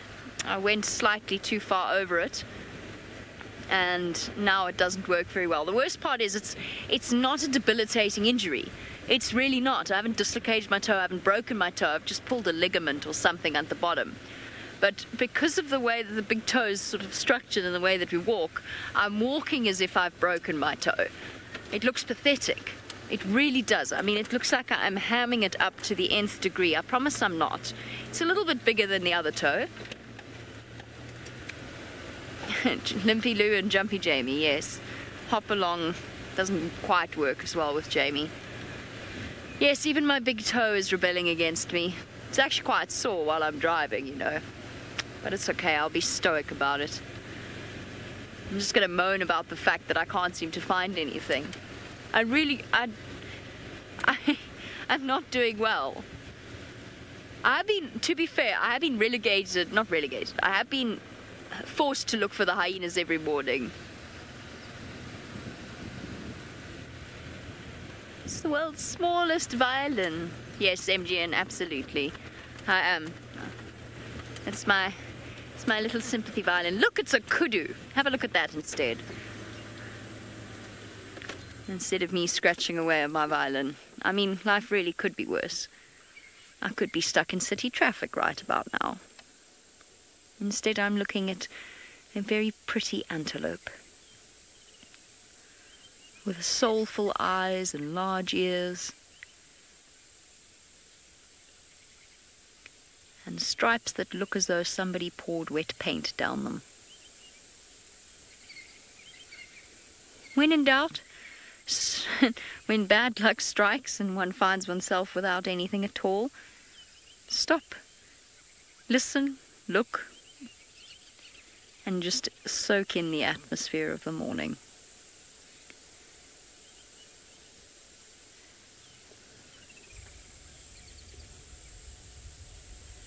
Kudu, you have been the most cooperative animal this entire day, apart from the hornbills this morning.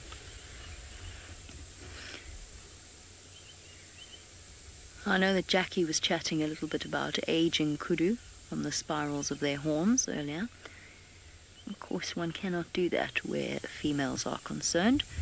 The only accurate way that you could really use to age them is to have a look at their teeth.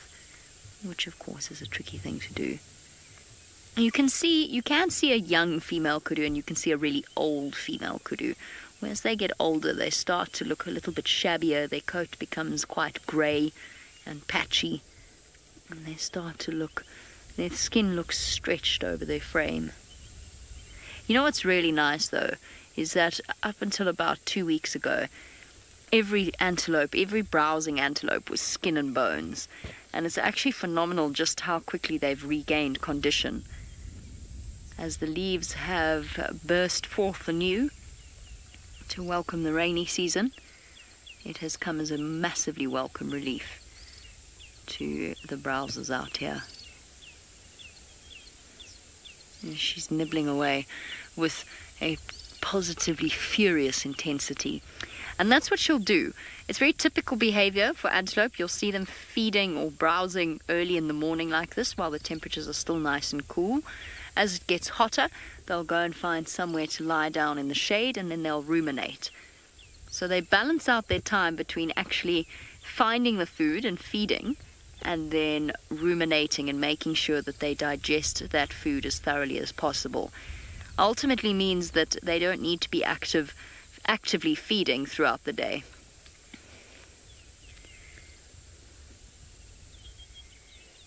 Now, I'm sure you've all been deeply enthralled by this particular kudu sighting. However, it is a time for us to move on and find something else, in theory. Let's go across to Brent, who's had a spectacular morning in comparison.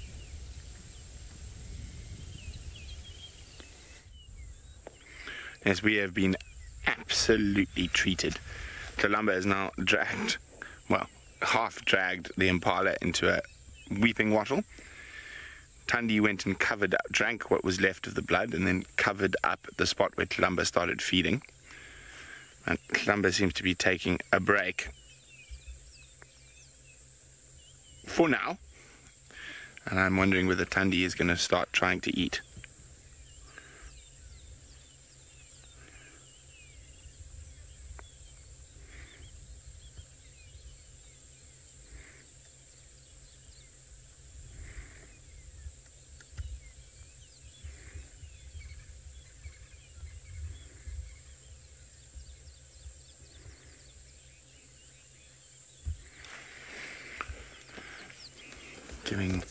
Both of them giving themselves a little bit of a clean.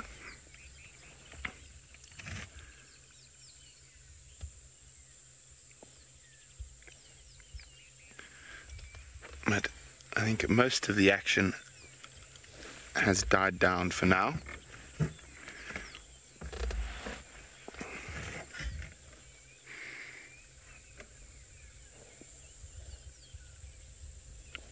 But being on a live safari, you never know when it might spark up again. That is one of the joys of joining Safari Live twice a day.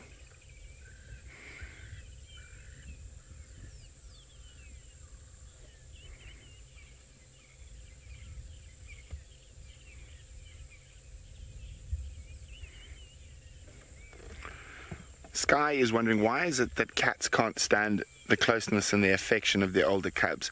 Well, it's not cats, it's your solitary cats, because of lions, of course, thrive off it. Leopards, however, not so much. Well, what they're trying to do is prepare them to become independent. So they need to learn that they can't rely on mom. And that's what happens. Whereas lions that live in a social situation will often encourage, particularly among the females, that closeness, that bond to stay together. Whereas, of course, Kalamba needs to become an independent leopard with a territory of her own. And judging from where she's been spending most of her time, I think there's a very good chance that this territory will be the center of Torchwood. Once Tandi does abandon her property, she'll probably move back towards Djuma. Of course, the biggest threat for Kalamba would be Shidulu. And Tandi, being an older, more experienced leopard, will take over that territory where the biggest threat is coming from. Nkanyeni tends to stick quite a little bit further east, and Kuchava southeast, and Sibui almost due south.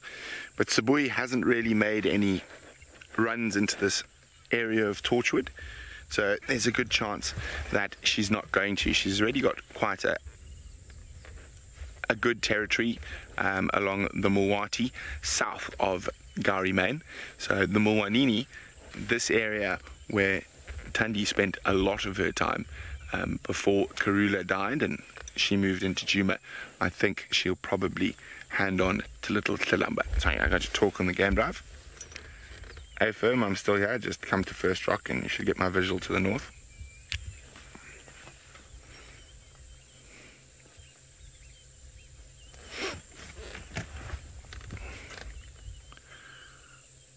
It's all slowing down here at the moment.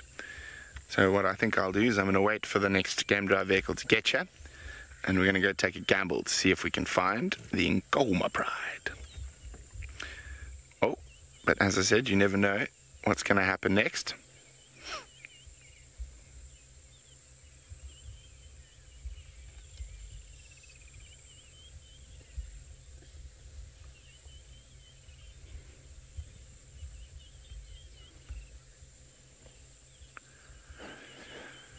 Austin would like to know, are a leopard's rosettes genetically set? Are they determined by the environment they live in? I would say more genetically set. Now, of course, that's not saying that she's going to have the same spots as her mom, or her dad. But I wouldn't say they're dependent on the environment, because you can have leopards with very similar rosettes to what Tlalamba has got in the Congo Basin rainforest. So I would say it is genetics and evolution, and many eons of evolution that has designed a leopard to have these spots, because obviously it seems to be the most effective. Now, saying that, there could be a combination of environment and genetics when it comes to menalistic leopards in certain areas that have larger populations of menalistic leopards, so the Congo Basin rainforests being one. Oh, stalk mom. Hi, mom. Aw, sweet. And I think as the mercury rises, there's going to be less and less activity here. But for now, I'm just enjoying this incredible, intimate moment between mom and daughter.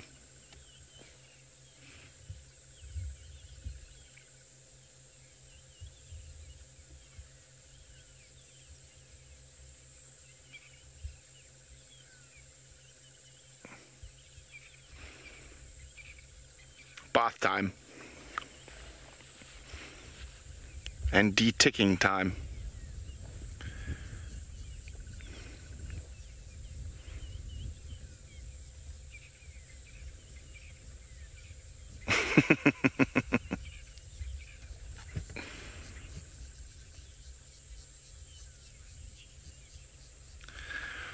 William is wondering, do leopards have tiny spikes on their tongues like cheetahs do? Well, like all cats do. Even the smallest domestic cat has that very rough tongue, and the spikiest or roughest of tongue would of course belong to the biggest of the cats.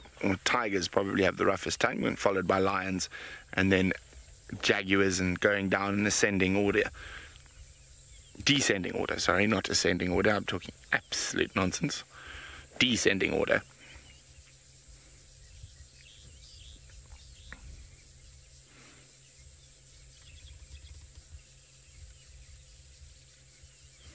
Yes, you don't really want to be licked by a big cat. It could be quite uncomfortable.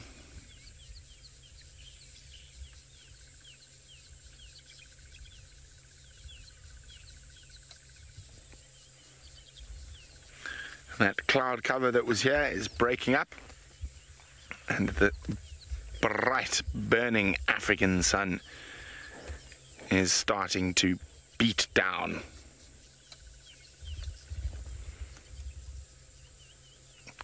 Lauren is wondering, will they eat the ticks that they bite off each other? Probably not. They probably spit them out. I'm sure a few get inadvertently swallowed.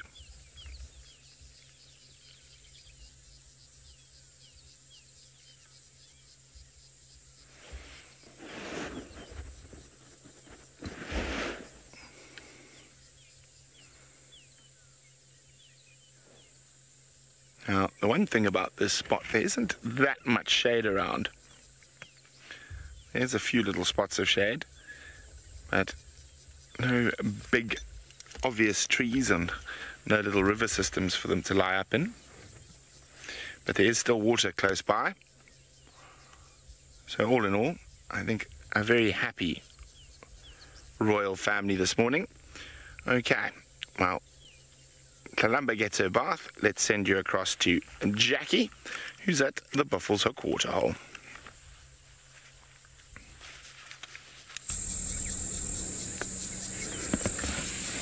Indeed, I found a beautiful, beautiful bird, and it's a woolly stork, woolly-necked stork.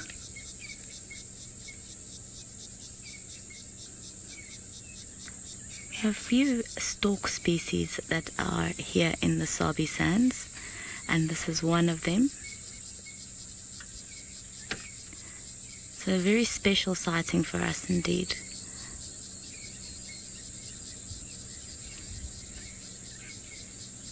So at this waterhole, we were here yesterday with James, and he mentioned that we haven't had a lot of water and it was really just clay that was separating, and now after the rains the water has filled up so that we can see a lot more of animals coming through and birds coming through.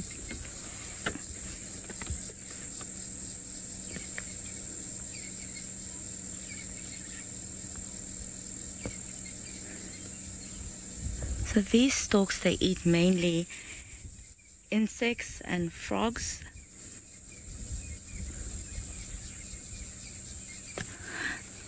Daniel, that's wonderful. So I'm very happy that you can add this bird to your list. It's a very special bird. You can see from its beak that it's a very specialized feeder, and as I mentioned before, that they eat insects. They'll also eat frogs and some fish, but there's no fish in this waterhole at the moment, or we're not aware of any fish at the moment in the waterhole. You can see how gracefully they walk. Really just searching to see what food is around.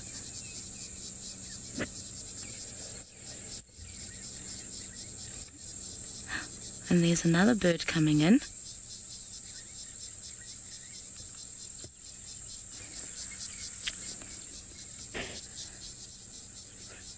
Look at that. Let's see when it lands, where it's going to land. Also looks like us. Let's see.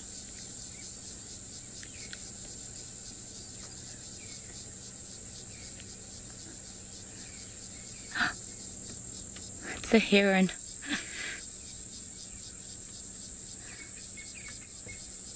And with their long, sleek necks, they're so graceful. So we're actually adding up the list now, right here.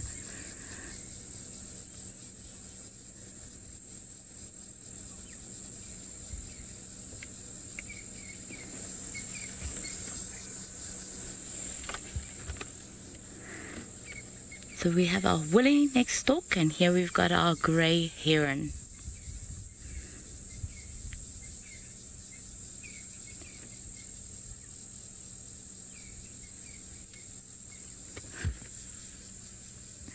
Interested to see.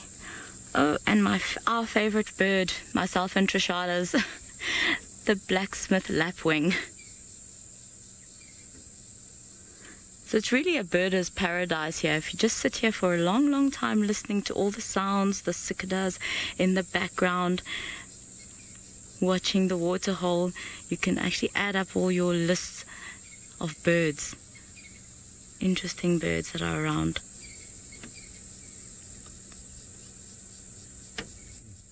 There we have a dragonfly.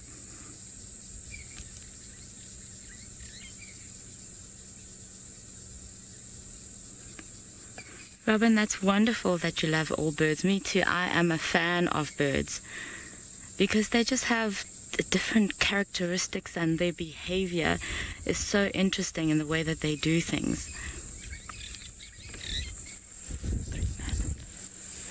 And right there we have the 3-banded plover calling and looking at the water.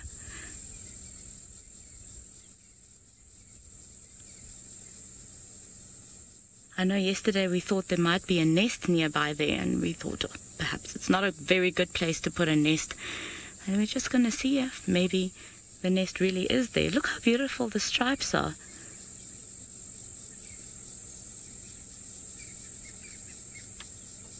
So right, we've got our poll on the birds now. I think maybe on #SafariLive you can make a list of the birds that we have seen thus far. And there we have a vulture. Oh no, it's not a vulture, sorry. I've made a mistake there. It's still the stork in the tree. But I know the vultures like to come here. So let's make a list and see how many birds we've all made.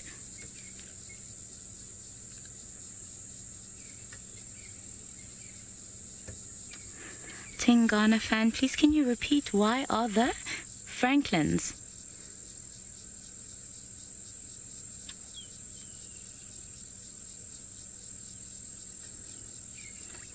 Tingana fan, Franklins are renowned for their nosiness. They usually will call if they are intruders around in the area, but they also call for territorial reasons, just to let other Franklins know that this is their territory, and that's why they're at this moment that they're so noisy. I'm just listening to see if it is an alarm call, because when there is an alarm call and a predator's around, then they will call differently as well.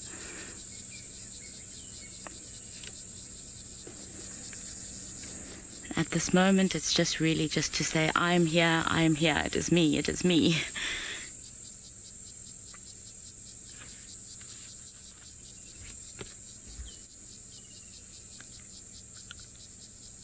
Oh, we've got the heron.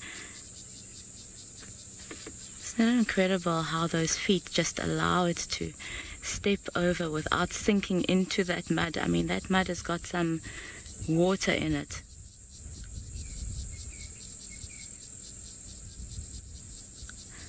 So while we have a look at this beautiful heron, let's link to Brent.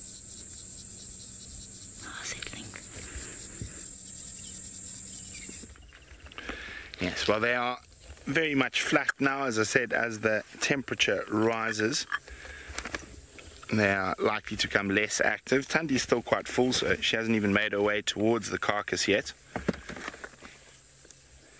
And I think we are going to go have a little wander to see if we can find any sign of the Nkauma pride. Well, mom and daughter, I'm sure will be here this afternoon, so I'm not sure who's on drive this afternoon, but someone will come check up on them. And as I say, as I think as the mercury rises, there's going to be less and less action here. Tandi might make her way towards the carcass, but as I said, she's very fat.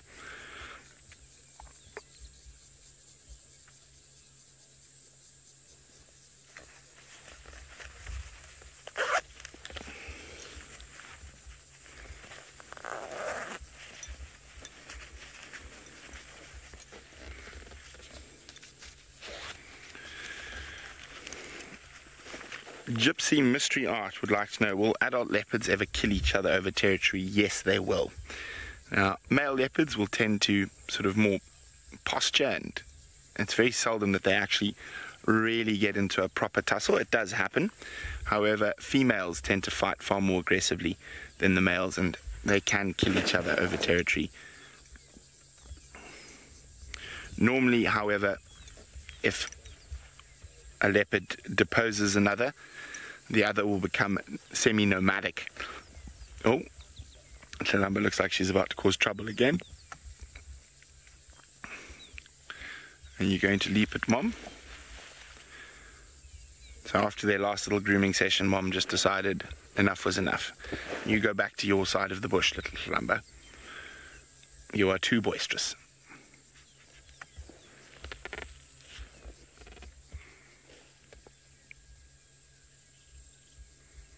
Okay, well, it's all quieting down here now. We're going to go take a quick drive towards the east, see if we can find any lion tracks. While our royal family relax, have a few scratches.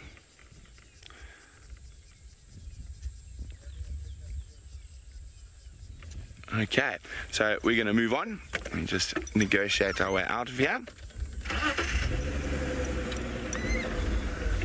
And Taxon's corn. Okay, well, we leave Tandy and Kalamba. Let's send you across to Jamie to see what she's up to.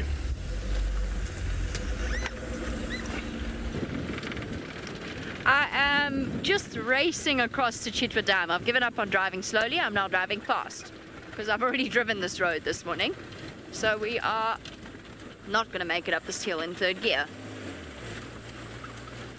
So that's where we're off to. We're nearly there, and we can go and see whether or not the burning temperatures of this morning. Brent was absolutely correct. 7 o'clock in the morning and about 30 degrees, possibly even more in the sun. I'm not moaning. I much prefer the heat than I do the cold, so I'm quite happy. But I'm hoping that it might send elephants in the direction of Chitwa Waterhole, perhaps for a nice early morning swim.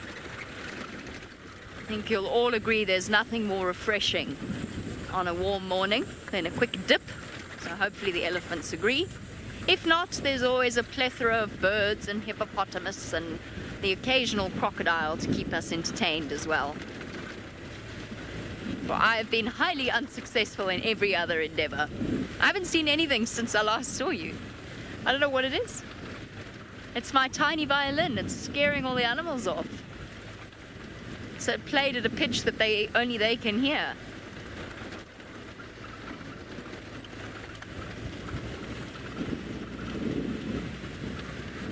The only thing I can hope is that the hyenas haven't moved den sites, because that is going to make life very difficult.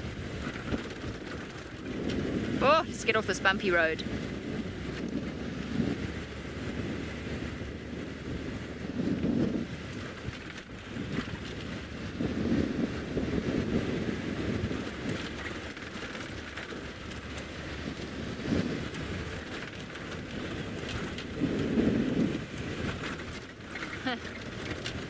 Yes, we're all hoping that by the time I get to Chitwa, I can put the tiny violin back in its case. That's actually quite cool, sorry.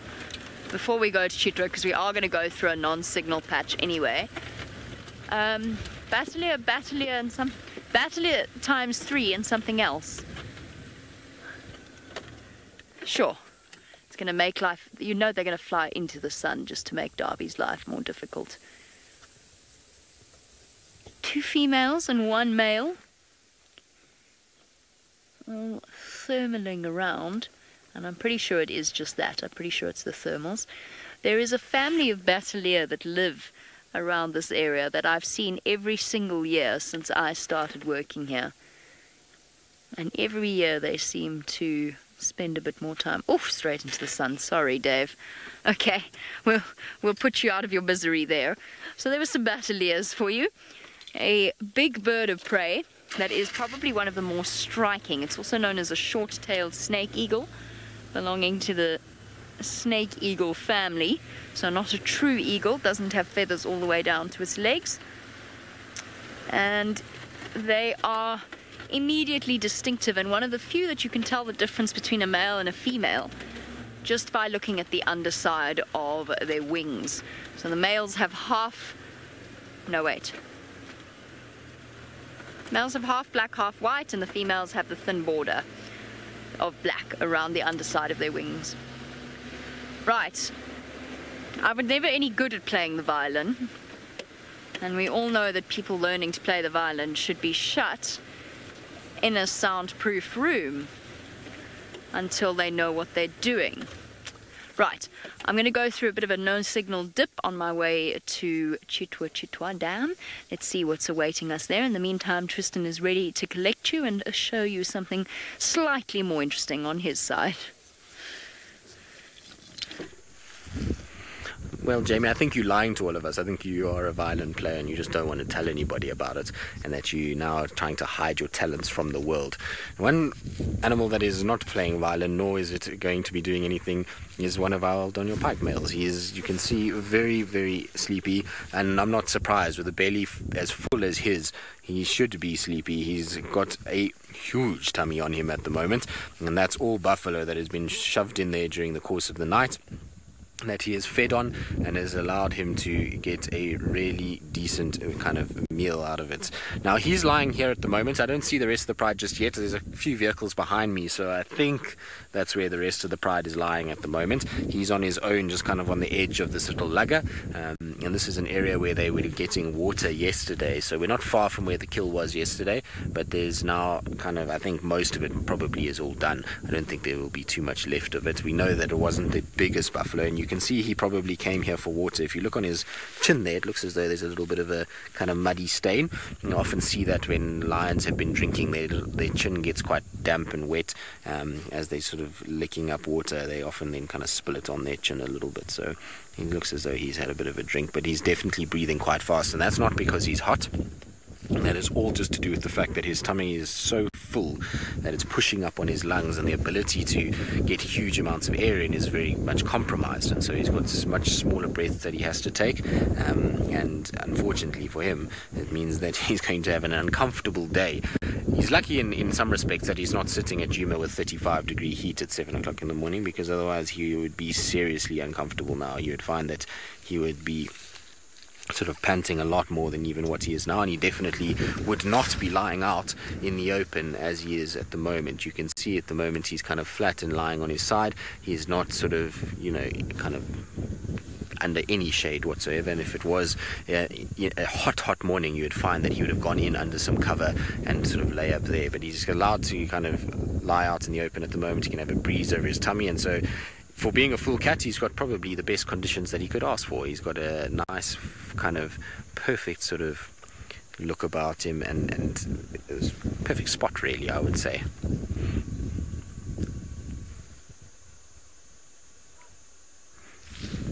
Cool Breeze, you say you envy the lions. It sometimes appears that they do not have a care in the world.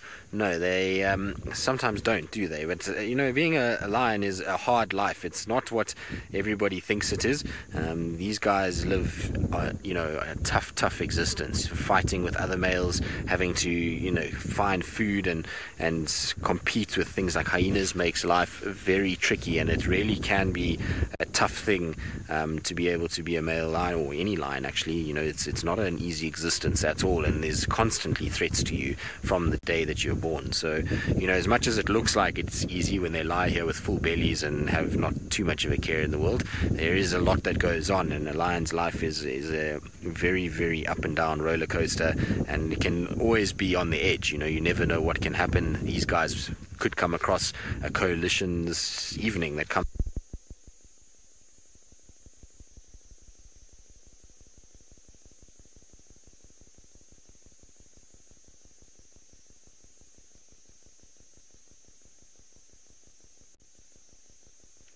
Sorry about that, everyone. Apparently, Tristan disappeared off your screens. Fortunately, I was able to hear Lou there because it was a bit touch and go. But we're okay. We're all good, and we have arrived at Chitwa Dam while they try and troubleshoot across back in the Mara. So there we go. The iconic fish eagle of Chitwa. And of course, what would a visit to Chitwa be without the musical accompaniment of hippos laughing at us?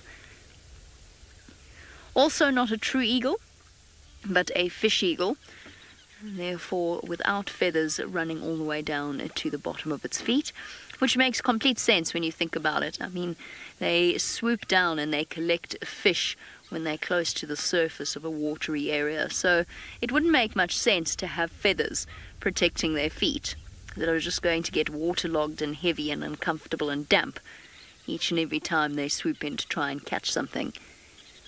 I'm waiting for the one day that I'm going to actually see a fish eagle take a fish out of this water hole. The only time I've seen it was, it doesn't really count. Annette, I think you said that fish eagle are such magnificent birds. They are magnificent birds.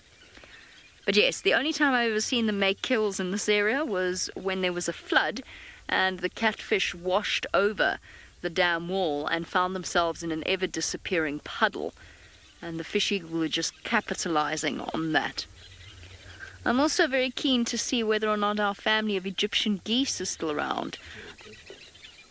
Well, there's plenty of Egyptian geese. Oh, there is off. Come on, go to the water. No, that's not towards the water. That's away from the water.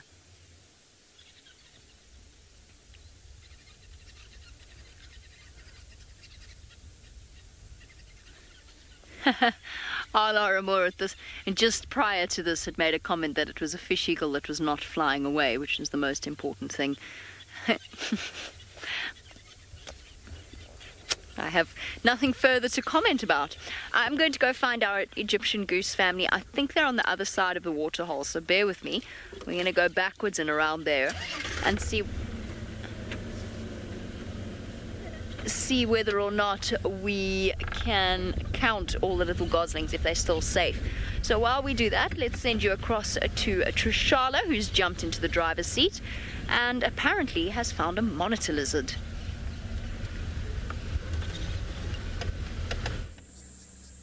Hello, hello.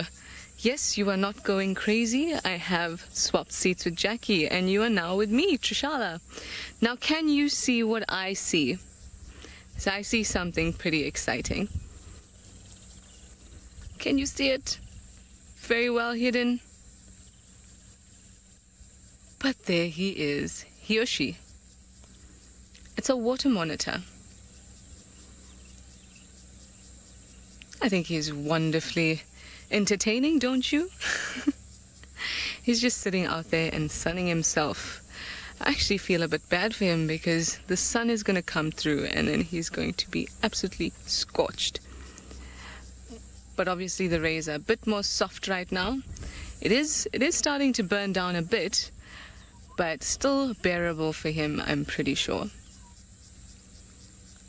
Something's just picked up his attention.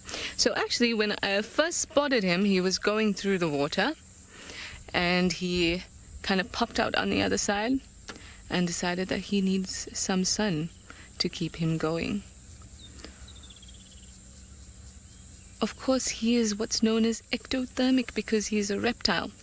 So he needs the sun to be able to regulate his body temperature.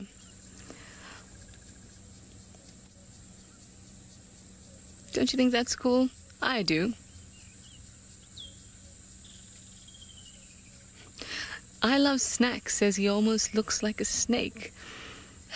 That's quite true. I mean, I feel most reptiles have this, well, I guess that's why we say reptilian, this reptilian look that they all seem to have in common. Hey guy, you look quite snaky apparently. I don't know if he's too happy with that I love Snacks.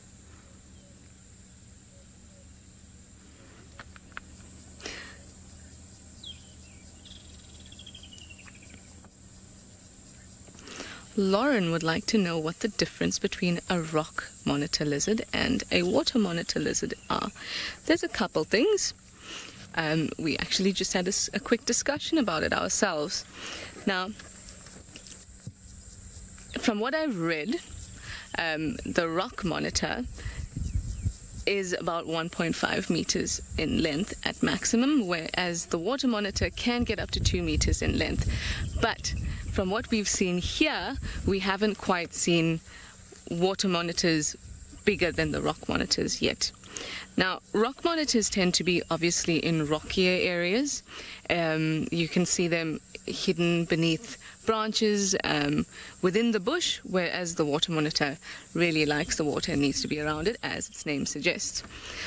The other obvious, or two obvious features that I also look for is the color and the banding on the water monitor, that you see the black and yellow, whereas with the rock monitor it's a lot more paler, or rather less ornate. And then of course it's the Roman nose. So like I Love Snacks said this looks quite snaky or very typically reptilian, whereas the rock monitor has got quite an obscure looking Roman nose. Now, I reckon you should go Google Roman nose and see what comes up. But it's sort of a boxy shaped nose. So those are the main things that I look for when I look for the difference between the two. You can often see, I've seen a rock monitor around here actually, around this water hole, but not in the water. I've seen it towards the edge. In fact, I got out and I wanted to go down to have a closer look at what's happening, and he just bolted out the side. Very cool. Haven't seen one swimming in the water and haven't had one on camera before, so I'm quite excited about this. Anyway, let's keep it going.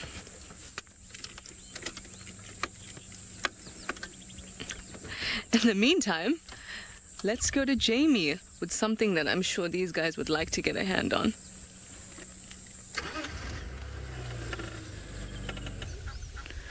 Well, hopefully they don't eat them, because they are very cute and very fluffy, but Trish is absolutely right. The water monitors would love to eat an Egyptian goose gosling. I had to laugh at myself, because I swear when I came here the last time there were 7 goslings, and I said I was going to come and make sure that all 7 were still there, and then I did a head count and there's 10. So I must have missed some the last time I was here. They were obviously not visible or something like that, but oh, they're cute. I know we sit and watch Egyptian goslings every single year, and we always find ourselves emotionally invested and then devastated, particularly if we're watching the ones at Buffelshoek Dam, who seem to be unsuccessful each and every single time they have a little... Look at that little one, what? Moving his little feet at the back. It's so cute. My favorite thing about them is they're starting to get the markings around their faces. So they're starting to look like little fluffy miniature adults. Skimming through, searching for algae and other such things on the surface of the water, but you can see them using their little feet to stir up the sediment at the bottom. Paddle, paddle, paddle, paddle, paddle, paddle, furiously. And although there's only ripples at the Chitwa Dam, for them it must be a bit like sort of being in a wavy sea as they bob up and down. Everything's that much bigger when you're about the size of... They probably, to give you a sense of perspective, they'd probably fit into... If I cupped my hands, I would fit one in perfectly. They are so cute. I did get that right. 1, 2... Oh, don't start moving around now. 1, 2, 3, 4, 5, 6, 7, 8, 9, 10. Carol, yes, 10 goslings is quite normal for a clutch, anywhere between 5 and 10. I've even seen one very brave family with 12 goslings before. So they've done well. The truth is, though, the chances of keeping them all alive are very, very slim. There's a very high mortality rate for Egyptian goose goslings. I don't know exactly statistically what it is, nor indeed if anyone's actually studied the survival rate of Egyptian geese goslings, which I imagine would be very different here than it would be in, say, Johannesburg. Now, my favorite example of the Bambi effect, you know, in these frenetic lives that we live, a very large highway in Johannesburg called the N1, which is, it's a massive highway. It's or motorway, depending upon where you're from. It's 4 or 5 lanes in places, sometimes even 6, and it contains a fair amount of the city's traffic. And at one point, the entire motorway came to a standstill so that a family of Egyptian geese could get across safely. The motorists all formed a blockade so that they could be shepherded across to safety. One of those nice little aspects of human society, just when you feel as though you're losing all faith in us as a species, we do something nice right in the middle of rush hour. But I would imagine that the survival rate is slightly different there than it is here. Yes, Lauren, they can have more than one clutch in a year. They will actually often have multiple clutches in 1 year. So the fledging process is something that happens very, very quickly in almost all bird species. These little ones will start to look like proper miniature adults in the next month or so. They'll be wandering around looking large and healthy and able to fly very soon after that. So yes, they can have more than one clutch in a year if they are able to. Obviously, the likelihood of them having more than one clutch in a year depends upon whether or not their clutch actually survives. So if they were to lose all of their babies at this age, which obviously we don't wish upon them, then they will have another clutch of eggs, and if they were to lose that, then they'll have another clutch of eggs. So they're more likely to have multiple clutches if their babies actually don't survive, which makes complete sense because they're going to invest their parental attention in raising a clutch of goslings, or a clutch of, I don't know if that's quite the right way of phrasing that. They like little bath toys. They're so cute. Alright, well, we might not have found any elephants, but I'm perfectly content with a group of baby Egyptian geese. I think they're absolutely adorable. Let's see whether Tristan is still with those lions across in the Masai Mara and what they're up to. Well, I cannot agree more with Jamie that they are cute, those little goslings, when they're like that. But the problem is when they grow up into an adult and they make so much noise and they get kind of as loud as they do, and then they run around all over the place and they invade everywhere, then it becomes a bit of an issue. But, you know, they are very cute as little ones. Now, you might hear that there's about 40 cars that are around us. That's because everybody just descended on us all of a sudden and is now kind of all leaving. So there's a whole bunch of cars that are moving off at the same time. And that's probably due to the fact that our male lion fell asleep and is flopped over. He had his head up for a little bit and then he rolled. In fact, he didn't kind of gently lay his head down. He rolled. So he almost took a weight off his legs and just used the curvature of his belly to sort of roll sideways and then flopped down like that. And so he really is as fat as one could ever imagine at the moment. He's a big fat lad at the moment, so I think he's going to not do much for the rest of the day. I think he's happy to sit where he is. We'll try and probably move just now and just see if we can find the rest of the pride. I doubt that they're not, you know, that they're anywhere far away. Ultimately, with the buffalo, they'll all look exactly like he will, and they'll all be full-bellied, including the cubs, and so I don't think they will have gone a very long way away at all. I'm pretty sure that most of them will be fairly close by, and they'll just kind of sit and settle down and really kind of enjoy the day, which is good news. It means that they'll be around this afternoon as well, which is always nice, and now we can kind of keep tabs on them a little bit better once again. It's always a worry when you lose these guys for a few days. What are you doing, boy? So he was rubbing his tummy with his one paw while eating grass. It's almost like tapping your head while rubbing your tummy at the same time. How many of you can do that? So it's one of those things that they test your coordination, if you can tap your head and rub your tummy at the same time. When he was doing just that, really, he was biting grass and rubbing his tummy. For some reason, he's rubbed his tummy a few times while we've been here. So he uses a paw and then he just puts it on and kind of does circles. Can I tap my head and rub my tummy? No, not very well. It kind of starts out and then it just goes all over the show. Can you do it, Louise?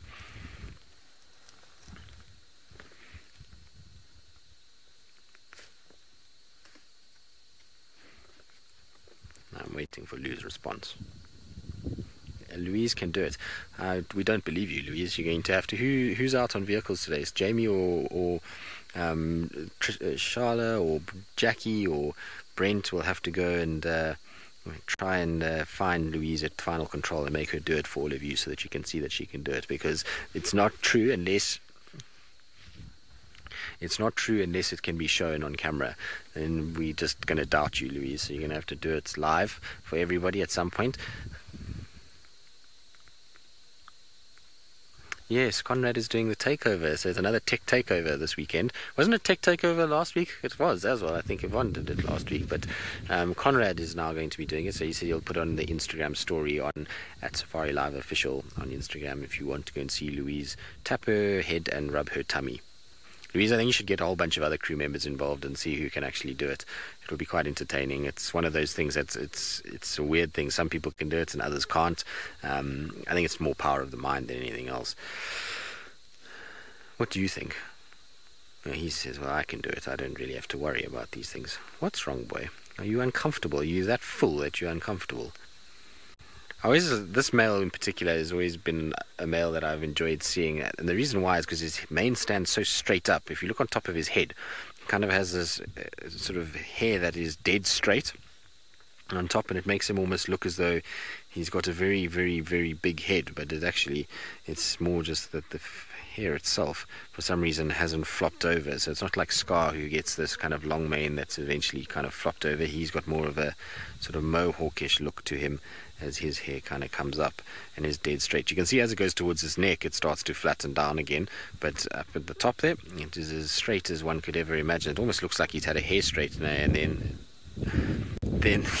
kind of gelled it up. So much like a long-crested eagle in many respects. It's nice when the wind blows, though, because he gets a nice kind of ruffle in his mane. You can see there's a lot of kind of sort of movement with it, which is always very, very pleasant. So nice when you see him. I like him. I think he's a pretty male, and he's certainly not the biggest of the Mara males that I've seen, but he is a very pretty individual, and I think he'll make a fine dad to all these cubs. He certainly is tolerant at this stage, and so it'll be nice to kind of see how these guys go. They look as though they're in the prime of their lives at the moment. They don't look in any way as though they are going to have to worry about sort of relinquishing their throne just yet. They're not looking old or tired. They look as though they're going to be here for a while to come, and that's great news for the sausages, because ultimately if they can hold on to this area, they can protect those cubs, and the sausage tree pride can grow. And with so many young males around, they're going to need to be on top of their game if they are to try and kind of hold on and to keep other males out. But like I said, I think we'll probably head off towards the females and the little ones and try and see what's happening with them and see if they're around. I'm pretty sure they're behind me somewhere. There was lots and lots of cars that came from behind me, so I'm pretty sure that that's where they're sitting at the moment.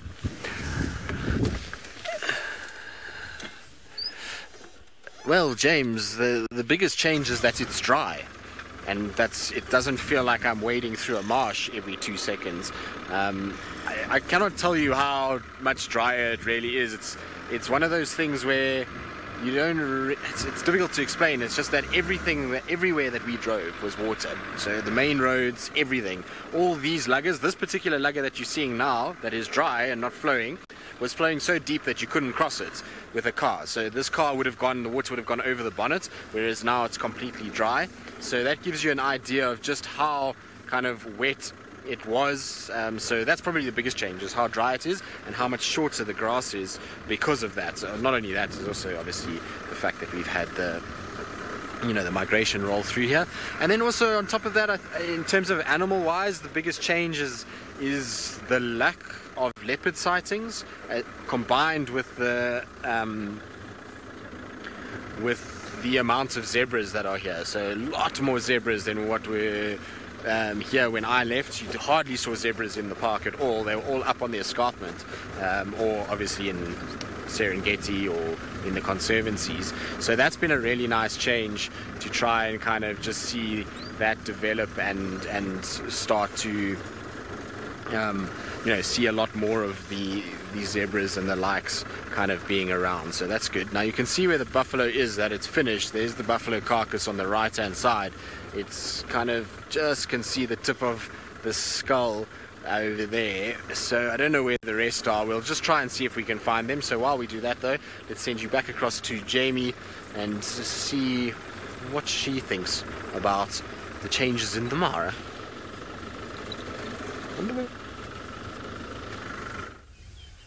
It is amazing how it goes from flooded to incredibly dry over the course of just a few short months. Because when I was there, of course, they'd had the most rain they'd had in about 60 years. And now apparently looks as though the short rains aren't really happening at all.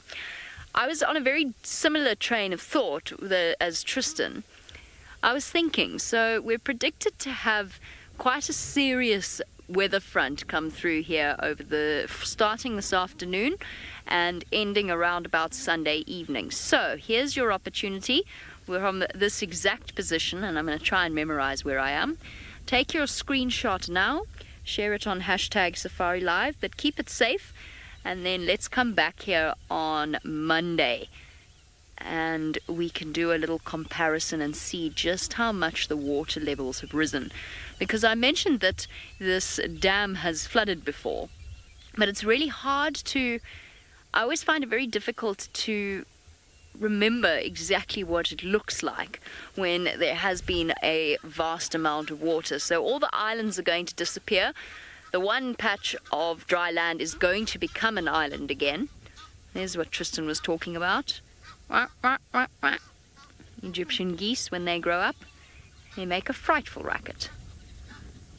Constantly, and I've never seen as many Egyptian geese as I have around this dam.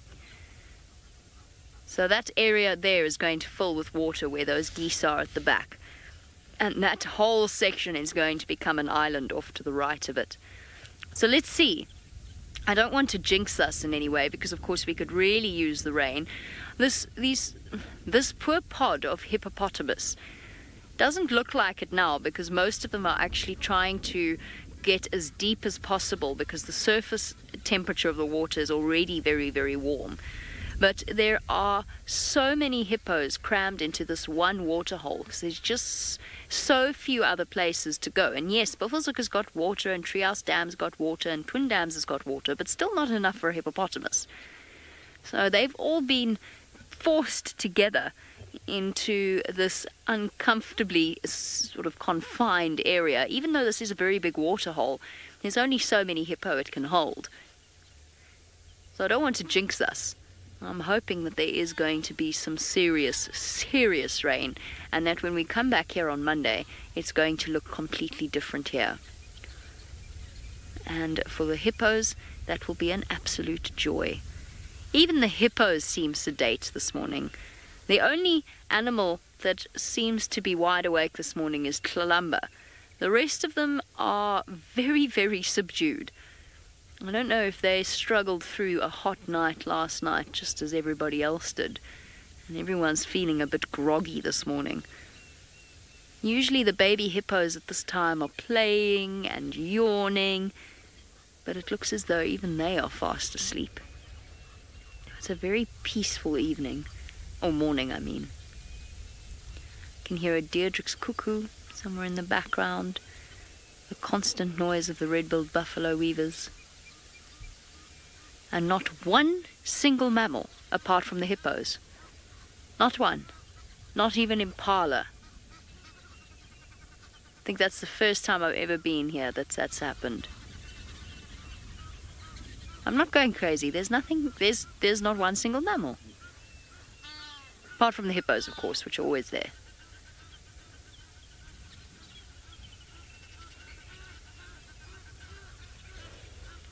All right. Birds seem to be the order of the day for me, birds and hippopotamus. Trish has managed to find herself a hornbill. Let's go find out which species it is.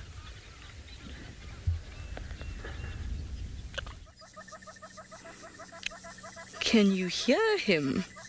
First of all, there's so many noises going on right now. Take a moment to listen to them.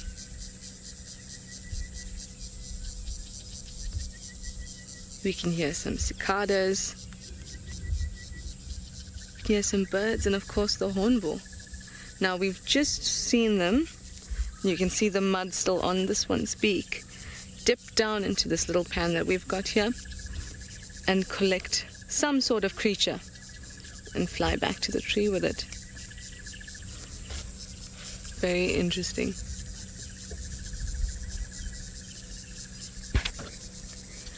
But I'd actually like to show you what he is interested in. There we go. So now we're at this little pan, and oh, look at him go.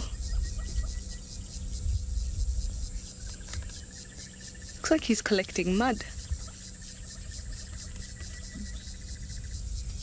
He's probably going to take back to his tree. Oh, where did he go? When I first saw him down there, I thought he was interested in the amount of insects that are around.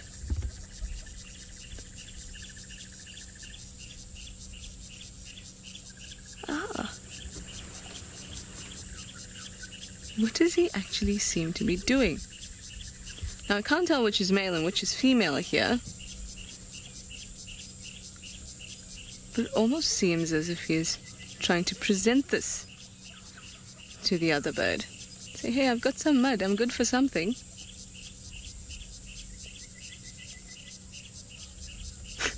Do something with your mud.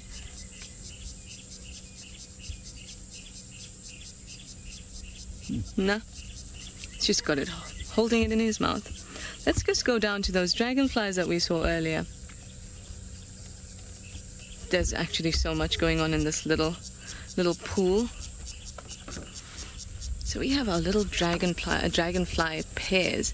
Now you can see them in pairs. Obviously they're moving very, very quickly. So it is a bit difficult to see, but there are two attached to each other. And those are males and females that are mating. And every time they just dip down and touch the water, they're actually depositing eggs. Now the male, he hangs on to make sure that nobody else gets a chance to get in there and fertilize her eggs. So he basically tries to monopolize her. Wow, they really can move and dart in all kinds of directions very quickly. Deja Vu says they love watching dragonflies. So do I. Very, very entertaining. If you look at their heads are pretty much eyes, a whole heap of eyes. They obviously have an incredible perception of the world. Almost a 360 view from what I understand. It's amazing how they dart from side to side, and now this is not just one individual. These are two individuals together, darting from side to side. So their wings can move independently, which is what allows them to be able to have this kind of movement. They are fiercely territorial, and often you'll see the dragonflies perched on a little bit of branch where they will kind of keep a lookout, and they will terrorize any other dragonfly that comes their way. Well, a male at least. Same sex. Isn't that cool? I think it is. Now they are depositing a lot of eggs.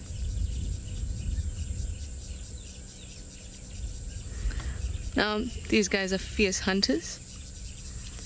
I've read something like a 95% success rate. Let's go to something else that's also a fierce hunter, not quite as high a success rate, with Tristan. We do have hunters, very happy fat hunters at this stage. So 3 of the females are here. I don't know where the other male is, or the cubs, or the other 2 females. They're nowhere to be seen at this stage. The buffalo carcass is all but done. There's a few ribs left, and that's about it. Otherwise there's not very much at all, and you can see these guys are as full as you can imagine, much like the males as well. I wouldn't be surprised that, the other male is somewhere lying down in this region, just under the shade somewhere, with a big full belly as well. And the cubs are probably just inside the lugger at the moment. They're probably just resting inside there, having a bit of a snooze and taking it easy. Now, what we can see very clearly is that there's going to be not much movement from this lot today. There is water that is close by, and so you'll find that they'll drink out of the lugger, but other than that they are going to probably be very sleepy until maybe this evening. The thing is that we obviously know with lions, particularly here in the Maras, that they are quite opportunistic, and so if anything comes past, and there's a number of zebras that are kind of milling about on both sides of this lugger, and there's a buffalo herd, which I'm sure this buffalo came from, that's kind of south of us at the moment, and so there's a number of opportunities. And I suppose if one kind of comes close to them, then you never know, they might sort of go after it again. But I think most of the day is going to be spent in a state of hiatus and just trying to kind of digest this huge amount of food that they've put in already. There's so much kind of meat inside those bellies that they're going to be very uncomfortable for most of the day. You'd find that maybe only in the afternoon, late afternoon, You'll see that stomach will start coming down, and by tomorrow it's amazing. It'll look fairly normal already.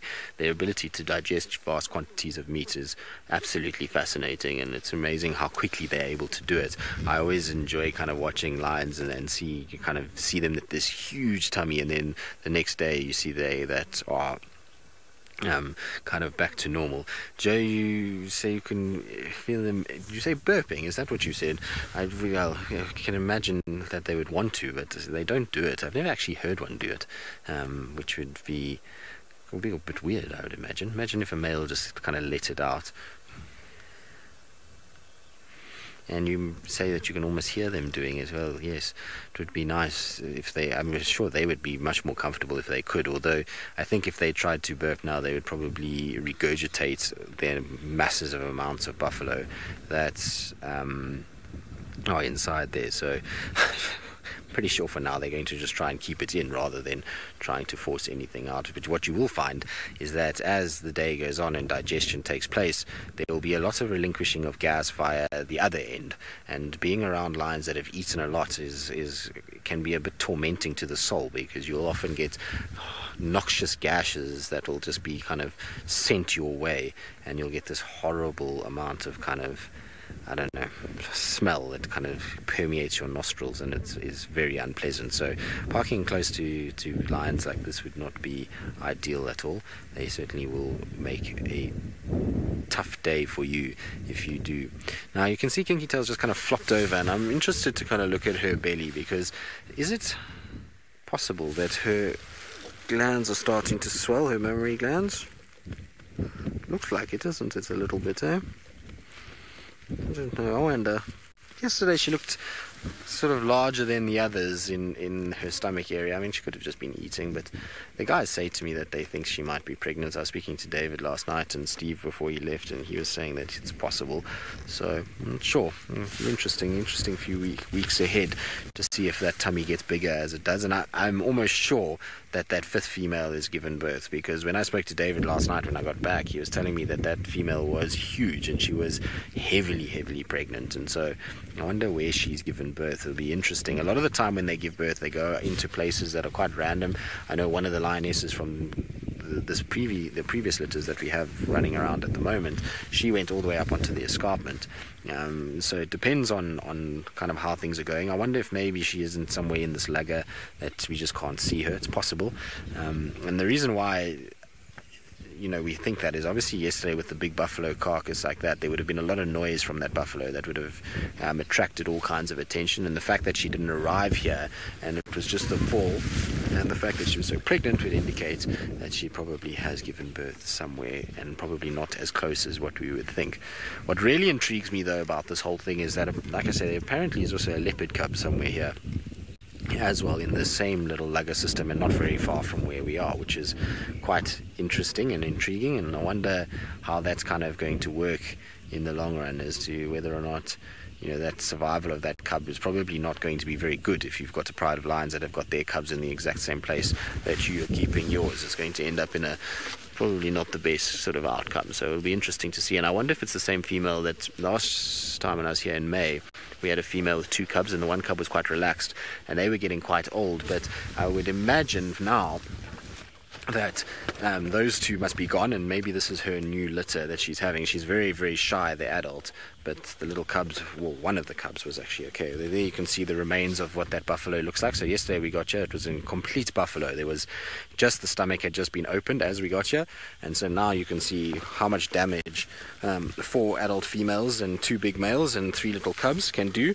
to a carcass. They can destroy it fairly quickly, can't they? It's pretty incredible how much they can eat in such a short space of time. You would think that would have lasted them a lot longer than that, but it definitely has been destroyed. And it's not hyenas, because otherwise the lions would have kind of moved off and we would have seen hyenas still milling about. And interesting enough, Mani was telling me last night that he spent a lot of time here with the sausages at night, and there's been a lot of kind of hours out and spending, and they've seen very few hyenas in this area, and so that's a very big plus for the Sausage Tree Pride, and probably why they're spending a lot more time in this particular section is because, you know, the lack of hyenas will be a good thing for the ability to raise cubs. It also means that they keep a lot more food, and so, you know, if there's not a high percentage of hyenas in this particular section, it is always a good place for lions to kind of go about their business. What intrigues me though is why is there not that many hyenas here, because everywhere else you go in the Mara there's masses of them, and I know on the Tanzanian border, which is not far from here, I mean, I suppose it's a fair drive if you think of Djuma distances, but in Mara it's not very far, and there's loads all along there, so it's almost like we're in kind of between two different clans at the moment, and that's why, you know, we have this kind of sort of space where there's not too many that are hanging around, and perfect place, I suppose, for lions and leopards to hang around. Good, I think we'll mosey on along. We're going to go try to see what else we can find. These guys are flat out sleeping and no sign of the little ones, and so while we do that, back to Trishala in South Africa.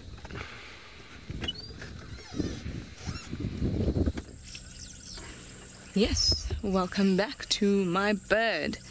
Now guys, let's try and work out what exactly this is.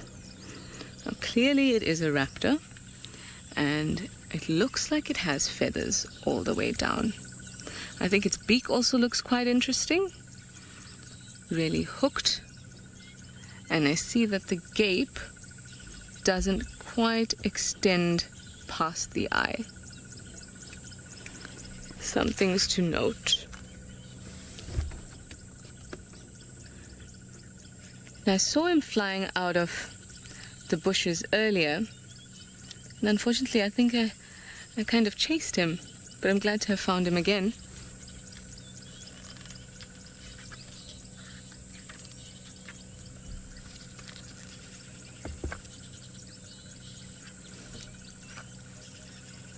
Could it be a steppe eagle? I didn't quite get the name, but yeah, you know what, I'm also thinking about that. Could very well be a steppe eagle. Puma says it could be a steppe eagle. I am not inclined to disagree, to be very honest. Birds are kind of quickly becoming some of my favorite things to look at. I find them quite curious.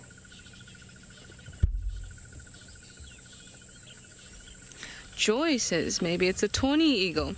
I don't think it's a tawny eagle, Joy, because the tawny looks a little different to that, especially in coloration as well. Now, steppe seems to be a good choice at this point. So. Looking at the gape, I did say it didn't quite extend, but I couldn't have a really good look. It does look quite far, but still not past the eye.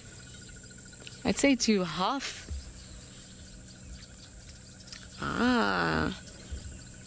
So the gape doesn't exactly have to extend past the eye for the steppe eagle, just further back than mid-eye. This could be possible. How are we feeling about steppe eagle?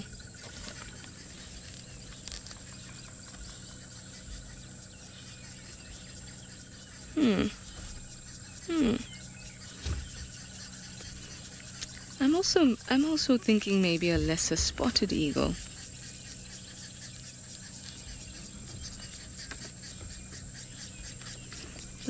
We can't really see the legs very well, but if we're going to look at the steppe eagle, we're pretty much looking at quite feathery legs all the way down, as in long feathers. Whereas with the lesser spotted, it seems to be sort of like compression socks at the bottom, and then a big, larger feathers towards the top. In fact, I am inclined to say a lesser spotted eagle based on that. Stovepipe legs, as they are often called. Now let's see the tail. If it was a lesser spotted eagle, it would be a short rounded tail, or shorter rounded tail. Does seem quite rounded. Guys, I'm inclined to go for a lesser spotted eagle, or lesser spotted eagle. How do you feel about that? #SafariLive. if you agree.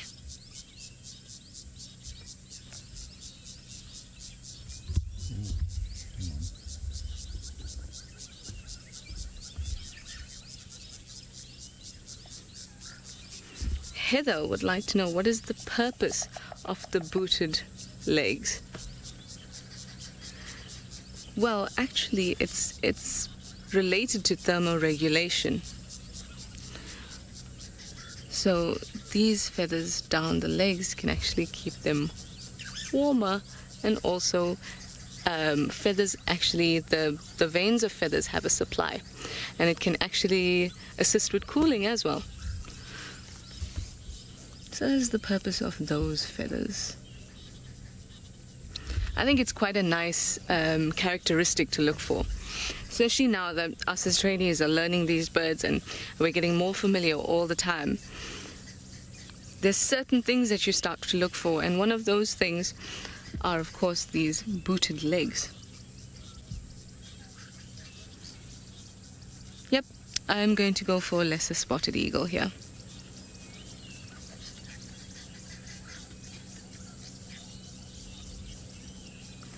Joy agrees with me. Thank you, Joy. I am slowly but surely getting there. I really enjoy this. I quite enjoy just finding a bird, looking at it, going through my book and thinking, ooh, what could it be? What could it be? And then before you know it, you know that animal. Now, the coloration might say to me that it's, and the head will tell me that it is somewhere in between a juvenile and an adult. Now, the head is still quite black, whereas the body is still very pale.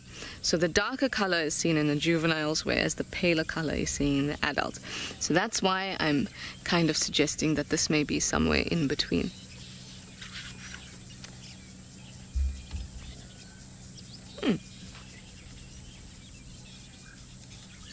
Very cool. I'm very glad that he didn't fly off from me. Well, it is slowly coming to the close of the show, so let me send you over to Tristan to say his goodbyes.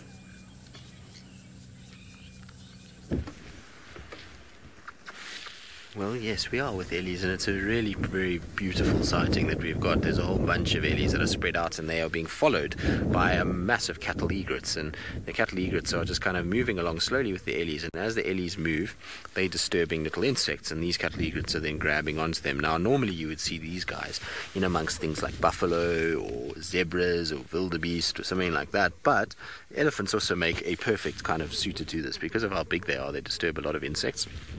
And so the egrets can spend a lot of time kind of in amongst them. But really nice little grouping of elephants that we've got. There's quite a few of them. There's obviously this little section that's near us with a little tiny baby. Hello, little one.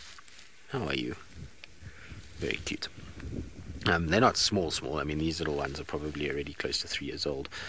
So they're not tiny, but a really nice grouping that we've got. They're kind of all around at the moment and just sort of spread out. There's a mass of them sort of towards the right-hand side of this lot. So these guys are kind of coming towards us, and then there's a whole big group on the right as well. And this is an area where you see a lot of Ellies. You'll often see them kind of moving around in this section, and they like to hang around on this big open plain and then kind of move from here and towards the lugger as the day goes on, and then from there they kind of move back onto this open clearing in the afternoons and then up onto the escarpment by the evening. So that's their kind of movement that they like to do. So it's down from the escarpment to here, then back up as well. And it's always pleasant, like I say, is coming here because you often get lots and lots of Ellies sort of hanging around, which is always nice. And I love spending time with these guys. And here in East Africa, obviously we don't get the as intimate moments that we get in South Africa, but still very, very, very, very present to have these guys around and to spend time with gentle giants. Like I say, it's one of my favorite things, is to have a bit of time with Ellies as we kind of spend our day. I think that they're such fascinating creatures and they've got so much to offer, so I always enjoy kind of having them around. There's a beautiful female. She's got a very long left tusk, but her right one is quite short, but very pretty. Nice, like I say, to spend time around them. Yeah, like I say, don't get them as much as close as what you would in South Africa, but it's still such an impressive animal to see in these open clearings because you kind of get a sense of their scale. And we've parked quite low down. The road goes up a little bit, and so you can actually kind of be eye level with them and gives you a sense of a huge scale. But anyway, that is that time, I'm afraid, where all of us, well, the Djuma crew, they head off for breakfast now, and they're going to go and fill their tummies. We are off to try and make our way back home. It's going to take us a good hour and a half to get home, and so we'll do a slow kind of bumble back before we come out again for the afternoon. But from all of us, it's been an absolute pleasure. So from this side of the world in the Mara, from myself and James, and then from South Africa with Trishala and Jackie and Brent and Jamie, hopefully you had a wonderful day with all of us, and it's been an absolute pleasure, and we'll see you all this afternoon on our sunset safari.